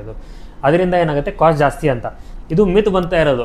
ಇವಾಗ ಕ್ಲೀನ್ ಮಾಡಿದರೆ ಜಾಸ್ತಿ ನಿಮಗೆ ಖರ್ಚು ಬರೋಂಗಿಲ್ಲ, ಅದರಿಂದ ಇಗ್ನೋರೆನ್ಸ್ ಮಾಡಿದರೆ ಜಾಸ್ತಿ ಖರ್ಚು ಬರುತ್ತೆ. ಚಿಕ್ಕದೊಂದು ಕ್ಯಾವಿಟಿ ನಿಮಗೆ ಕಮ್ಮಿ ದುಡ್ಡಲ್ಲಿ ಆಗುತ್ತೆ. ಅದು ಬಿಟ್ಟು ಹಲ್ಲು ಮುರಿದು ಹೋಗಿದೆ ಇಂಪ್ಲಾಂಟ್ ಮಾಡ್ಕೋಬೇಕಂದಾಗ ಏನಾಗುತ್ತೆ, ಆವಾಗ ಜಾಸ್ತಿ ದುಡ್ಡನ್ನು ಬರುತ್ತೆ. ಆವಾಗ ನೀವು ಚಿಕ್ಕದೇನು ಡಿಸೀಸ್ ಆಗಿರುತ್ತೆ, ಕ್ಯಾವಿಟಿ ಆಗಿರುತ್ತೆ, ಆವಾಗ ತಕ್ಷಣ ತೋರಿಸಿದರೆ ತುಂಬ ಕಮ್ಮಿಯಲ್ಲಿ ಆಗುತ್ತೆ ಅದು. ಅಂದರೆ ಸರ್ ಯಾವುದು ಕೂಡ ಎಷ್ಟೋ ಜನರ ಮನೋಭಾವ ಸರ್, ನಾನು ನೋಡಿದ ಹಾಗೆ ಇಲ್ಲಿ ಸರ್ ಯಾವುದೇ ಒಂದು ಚಿಕಿತ್ಸೆ ಕೊಡಬೇಕಾಗಿತ್ತು ಬೇರೆ ಕಡೆಯಿಂದನೂ ಕೂಡ ಕೆಲವೊಂದು ಮಟೀರಿಯಲ್ಸ್ ತರಿಸ್ಬೇಕಾಗಂತ ಪರಿಸ್ಥಿತಿ ಬಂದೇ ಬರುತ್ತೆ ಸರ್. ಎಲ್ಲ ಮೆಟೀರಿಯಲ್ಸ್ ಇಲ್ಲೇ ನಮ್ಮ ದೇಶಲ್ಲೇ ಮೇಡ್ ಇನ್ ಇಂಡಿಯಾ ಅಂತ ಇರಂಗಿಲ್ಲ, ಕೆಲವೊಂದು ಹೊರಗಡೆ ತರಿಸ್ಬೇಕಾಗುತ್ತೆ. ಫಾರ್ ಎಕ್ಸಾಂಪಲ್ ಇವೆಲ್ಲ ಗ್ಲೋಸಸ್ ಏನು ಬರುತ್ತೆ, ಚಿಕ್ಕ ಗ್ಲೋಸ್ ಏನು ಬರುತ್ತೆ ನಮ್ಮದು, ಇದು ಇಂಡಿಯಾದಲ್ಲಿ ಮ್ಯಾನುಫ್ಯಾಕ್ಚರ್ ಆಗಿಲ್ಲ. ಕೆಲವೊಂದು ಕಂಪ್ನಿ ಮಾಡ್ತಾರೆ, ಬಟ್ ಜಾಸ್ತಿ ಬರ್ತಾ ಇರೋದು ಮಲೇಷಿಯಾದಿಂದ. ಅದಕ್ಕೆ ನಾವು ಟ್ಯಾಕ್ಸಿಂದ ತೊಗೋಬೇಕು, ಇಲ್ಲ GST ಕಟ್ಬಿಟ್ಟು ತೊಗೋಬೇಕು, ಎಲ್ಲ ಕಟ್ಬಿಟ್ಟು ತೊಗೋಬೇಕಾಗತ್ತೆ. ಅದಕ್ಕೆ ಒಂದು ಸ್ವಲ್ಪ ಇವಾಗ ಆ್ಯಸ್ ಕಂಪೇರ್ ಟು ಬೇರೆ ಫ್ಯಾಕಲ್ಟೀಸ್ ಸ್ವಲ್ಪ ಡೆಂಟಿಸ್ಟಿ ಒಂದು ಸ್ವಲ್ಪ ಎಕ್ಸ್ಪೆನ್ಸಿವ್ ಇರುತ್ತೆ. ನೀವು ಸ್ಟಾರ್ಟಿಂಗಲ್ಲಿ ಮಾಡ್ಕೊಂಡ್ರೆ ಅದು ಎಕ್ಸ್ಪೆನ್ಸಿವ್ ಇಲ್ಲ. ಈಗ ಕ್ಲೀನಿಂಗ್ ಮಾಡ್ಕೊಂಡ್ರೆ, ಫಿಲ್ಲಿಂಗ್ ಮಾಡ್ಕೊಂಡ್ರೆ ಎಕ್ಸ್ಪೆನ್ಸಿವ್ ಆಗಂಗಿಲ್ಲ. ಬಟ್ ಇಗ್ನೋರೆನ್ಸ್ ಮಾಡ್ಕೊಂಡ್ಬಿಟ್ಟು, ಆಮೇಲೆ ಹುಡುಕಲಾಗ್ಬಿಟ್ಟು, ಆಮೇಲೆ ರೂಟ್ ಕೆನಾಲ್ ಮಾಡ್ಕೊಂಡ್ಬಿಟ್ಟು, ಆಮೇಲೆ ಹಲ್ಲು ಮುರಿದು ಹೋಯ್ತು ನಂತರ ಇಂಪ್ಲಾಂಟ್ ಮಾಡ್ಕೊಂಬಿಟ್ರೆ ನನ್ನ ಮಾತ್ರ ಎಕ್ಸ್ಪೆನ್ಸಿವ್ ಆಗುತ್ತೆ. ಇಲ್ಲಾಂದರೆ ಅಷ್ಟೊಂದು ಎಕ್ಸ್ಪೆನ್ಸಿವ್ ಇಲ್ಲ ಸರ್. ಅಂದ್ರೆ ಪ್ರಿಕಾಷನ್ ಇದ್ದಾಗ ತೆಗೆದುಕೊಂಡಾಗ ಇದು ಒಳ್ಳೆ prevention is better than cure ಅಂತೀವಿಲ್ಲ, ಅದಕ್ಕೆ ಪ್ರಿವೆಂಟ್ ಮಾಡ್ಬೋದು ಇದಕ್ಕೆ. ಓಕೆ ಸರ್, ಈ ಕಾರ್ಯಕ್ರಮದ ಅಂತ್ಯದಲ್ಲಿ ನನ್ನದೊಂದು ಕೊನೆಯ ಪ್ರಶ್ನೆ ಸರ್. ವೈದ್ಯಕೀಯ ವೃತ್ತಿಯಲ್ಲಿ ಅನೇಕ ಏನು ವಿಭಾಗಗಳು ಇದ್ದೇ ಇರ್ತವೆ ಸರ್. ತಾವು ದಂತ ವೈದ್ಯರ ಹಲ್ಲಿನ ಬಗ್ಗೆ ತಮಗೆ ಆಸಕ್ತಿ ಬಂದಿದ್ದು ಯಾವ ರೀತಿ ಸರ್? ಅಂದ್ರೆ ಹಲ್ಲಿನ ವೈದ್ಯನೇ ಆಗಬೇಕು ಅನ್ನೋ ಆಸಕ್ತಿ ಬಂದಿದ್ದು ಸರ್. ಇವಾಗ ನನ್ನ ಡ್ರೀಮ್ ಇರೋದು ಇಂಜಿನಿಯರಿಂಗ್ ಮಾಡಬೇಕಂತ. ಆಮೇಲೆ ಮನೆಯಲ್ಲಿ ಡಜನ್ ಡಾಕ್ಟರ್ಸ್ ಇದ್ದಾರೆ, 6-7 ಜನ MBBS ಮಾಡಿದ್ದಾರೆ, MBBS MD MS ಆಗಿದೆ. ಅದಕ್ಕೆ ಕೂತ್ಕೊಂಡ್ಬಿಟ್ಟು ಮಾತಾಡುವಾಗ ಅವರಂದರು ಎಲ್ಲ ಡಾಕ್ಟರ್ಸ್ ಇದ್ದಾರೆ ನಮ್ಮ ಮನೆಯಲ್ಲಿ, ಡೆಂಟಿಸ್ಟ್ ಇಲ್ಲ ಇವತ್ತು ನಮ್ಮ ಹಲ್ಲಿನ ಸಮಸ್ಯೆ ಅದು ಒಂದು ನೋಡ್ಕೊಲಿಕ್ಕೆ ನಮ್ಮ ಫ್ಯಾಮಿಲಿಯಲ್ಲಿ ಇರಬೇಕು ಅಂತ ಆ ಥರ ಸ್ಟಾರ್ಟ್ ಆಯಿತು. ಆಮೇಲೆ 5 ವರ್ಷ ನಾನು ಡೆಂಟಲ್ ಮುಗಿಸಿದೆ, BDS ಮುಗಿಸಿದೆ. ಆಮೇಲೆ MD ಮಾಡ್ಲಿಕ್ಕೆ ಬೆಂಗಳೂರಿಗೆ ಹೋದೆ, MDS ಮಾಡಿಸ್ಕೊಂಡ್ಬಿಟ್ಟು ಬಂದೆ. ಇವಾಗ ಆಸಕ್ತಿ ಏನಂತಂದರೆ, ಮುಂಚೆ ಇಂಟ್ರೆಸ್ಟ್ ಇರಲಿಲ್ಲ ಸ್ಟಾರ್ಟಿಂಗಲ್ಲಿ, ಬಟ್ ಇವಾಗ ಡೆಂಟಿಸ್ಟ್ರಿ ಮಾಡಿದ ನಂತರ ದಿಸ್ ಇಸ್ ಸಮಥಿಂಗ್ ಗುಡ್ ಅಂತ ಒಂದು ಜನರಿಗೆ ಕೆಲವೊಂದು ಸತಿ ಸೋಷಲ್ ವರ್ಕ್ನೂ ಮಾಡ್ತೀವಿ, ಕ್ಯಾಂಪ್ಸ್ನೂ ಮಾಡ್ತೀವಿ, ಅವೇರ್ನೆಸ್ನೂ ಕೊಡ್ತೀವಿ ಪೇಷಂಟ್ಸಿಗೆ. ಸ್ಟೇಜಸಲ್ಲಿ ಲೈಕ್ ಸ್ಮೋಕಿಂಗ್, ತಂಬಾಕು ರಹಿತ ಇರಬೇಕು ಅಂತ, ತಂಬಾಕು ಬಿಡಿ, ಸಿಗರೇಟ್ ಸ್ಮೋಕಿಂಗ್ ಬಿಡಿ ಅಂತ ಮೋಟಿವೇಟ್ ಮಾಡ್ತೀವಿ. ಅದರಿಂದ ಒಂದು ಸ್ವಲ್ಪ ನಮಗೆ ಅನ್ನಿಸ್ತಾ ಇದೆ, ಹಾಂ ಡೆಂಟಿಸ್ಟ್ರಿ ಈಸ್ ಗುಡ್ ಅಂತ. But luckily or unluckily I am in this profession, I have to sustain in this profession. ಇವಾಗ ಈ ವಯಸ್ಸಿಗೆ ಬಂದುಬಿಟ್ಟು ಇಂಜಿನಿಯರಿಂಗ್ ಮಾಡ್ತೀವಿ, MBA ಮಾಡ್ತೀವಿ ಅಂದರೆ ಆಗಂಗಿಲ್ಲ. IT ಹೋಗ್ತೀವಿ ಅಂದರೆ. ಅದಕ್ಕೆ I have come in dentistry, I am enjoying my dentistry. I have done my masters, ನನ್ನ ಮಾಸ್ಟ್ರಿ ಆಗಿದೆ ಇದರಲ್ಲಿ. I have been skill dentist for past 19 years. ಅದಕ್ಕೆ ಲೈಕ್ ಡೆಂಟಿಸ್ಟ್ರಿ ಇಸ್ ಗುಡ್. ಇಲ್ಲ ಸರ್, ನೀವು ಹೇಳಿದಾಗೆ ಹಲ್ಲುಗಳು ಕೂಡ ನಮ್ಮ ದೇಹಕ್ಕೆ ಯಾವುದಾದ್ರೂ ಒಂದು ಆಹಾರ ಹೋಗಬೇಕಾದ್ರೂ ಕೂಡ ಮೂಲ ಹಲ್ಲಿನ ಮುಖಾಂತರ ಅಥವಾ ನಮ್ಮ ಬಾಯಿ ಮುಖಾಂತರ ಹೋಗಬೇಕಾದ್ರೆ ಹಲ್ಲಿನ ಸಹಾಯ ತುಂಬ ಇರುತ್ತೆ ಸರ್. ವೈಯಕ್ತಿಕವಾಗಿ ನನ್ನ ಡೆಂಟಲ್ ಬಗ್ಗೆ ಸರ್, ನೀವು ಕಡಿಮೆ ಸಮಯದಲ್ಲಿ ಹಾಗೂ ಕಡಿಮೆ ಖರ್ಚಿನಲ್ಲೂ ಕೂಡ ತಾವು ನನಗೆ ಚಿಕಿತ್ಸೆ ನೀಡಿದ್ರಿ. ಆತ್ಮೀಯ ಪ್ರೇಕ್ಷಕರೇ, ಈ ಕಾರ್ಯಕ್ರಮದ ಅಂತ್ಯದಲ್ಲಿ ಸರ್ ಅವರು ಹೇಳಿದ ಹಾಗೆ ಹಲ್ಲಿನ ಬಗ್ಗೆ ಹಾಗೂ ಹಲ್ಲಿನ ಸಮಸ್ಯೆ ಪರಿಹಾರದ ಬಗ್ಗೆ ಸಂಪೂರ್ಣವಾದ ಮಾಹಿತಿಯನ್ನು ಹಾಗೂ ನಾನು ನೀಡಿದ್ದೇನೆ ಅಂತ ನಾನು ಕೂಡ ಭಾವಿಸ್ತೇನೆ. ಹೆಚ್ಚಿನ ಮಾಹಿತಿಗೆ ಹಾಗೂ ನಿಮ್ಮ ಯಾವುದೇ ದಂತದ ಚಿಕಿತ್ಸೆಗೆ ನೀವು ನಮ್ಮ ಗುಲ್ಬರ್ಗಾದ ಗೋಹೋಟಲ್ ಹತ್ತಿರ ಇರುವಂತಹ ಏಕದಂತ ಡೆಂಟಲ್ ಕೇರ್ ಹತ್ತಿರ ಬಂದು, ಅಥವಾ ನಾನು ವೈದ್ಯರ ನಂಬರ್ ಕೂಡ ನಿಮ್ಮ ಸ್ಕ್ರೀನ್ನಲ್ಲಿ ನಾನು ಕಳಿಸಿರ್ತೇನೆ, ತಾವು ಬಂದು ಭೇಟಿಯಾದಾಗ ಮಾತ್ರ ಕೆಲವೊಂದು ಸಮಸ್ಯೆಗಳಿಗೆ ನಾವು ಬೇರೆಯವ್ರ ಹತ್ರ ಕೇಳೋಕ್ಕಿಂತ ವೈದ್ಯರ ಹತ್ರ ಸೂಕ್ತ ಚಿಕಿತ್ಸೆಯನ್ನು ಹಾಗೂ ಅವರ ಅನುಕೂಲಗಳ ಯಾವ ರೀತಿ ನಮಗೆ ತೊಂದರೆ ಆಗದಂತೆ ಯಾವ ರೀತಿ ಹಲ್ಲಿನ ಸಮಸ್ಯೆಯನ್ನು ಪರಿಹಾರ ಮಾಡ್ತಾರಂತ ಕೇಳಿದಾಗ ಮಾತ್ರ ಅದಕ್ಕೆ ನಮಗೆ ಸೂಕ್ತವಾದಂತಹ ಚಿಕಿತ್ಸೆ ಹಾಗೂ ಒಂದು ಖುಷಿಯ ನಗು ಕೂಡ ಸಿಗುತ್ತೆ ಅಂತ ಹೇಳ್ತಾ, ಸರ್ ಅವರಿಗೂ ನಮ್ಮ ಕಾರ್ಯಕ್ರಮಕ್ಕೆ ತಾವು ತಮ್ಮ ಅಮೂಲ್ಯವಾದ ಸಮಯವನ್ನು ನೀಡಿ ನಮಗೆ ಸೂಕ್ತವಾದಂತಹ ಪ್ರೇಕ್ಷಕರಿಗೂ ಮಾಹಿತಿಯನ್ನು ನೀಡಿದ್ರಿ ಅಂತ ನಾನು ಧನ್ಯವಾದವನ್ನು ಕೋರ್ತೇನೆ ಸರ್. ಮುಂದಿನ ವಿಡಿಯೋದಲ್ಲಿ ಮತ್ತೊಬ್ಬ ಸಾಧಕರು ಹಾಗೂ ಮತ್ತೊಬ್ಬ ವೈದ್ಯರ ಜೊತೆ ನಾವು ಮತ್ತೆ ಭೇಟಿಯಾಗೋಣ ಅಂತ ಹೇಳ್ತಾ ಧನ್ಯವಾದಗಳು.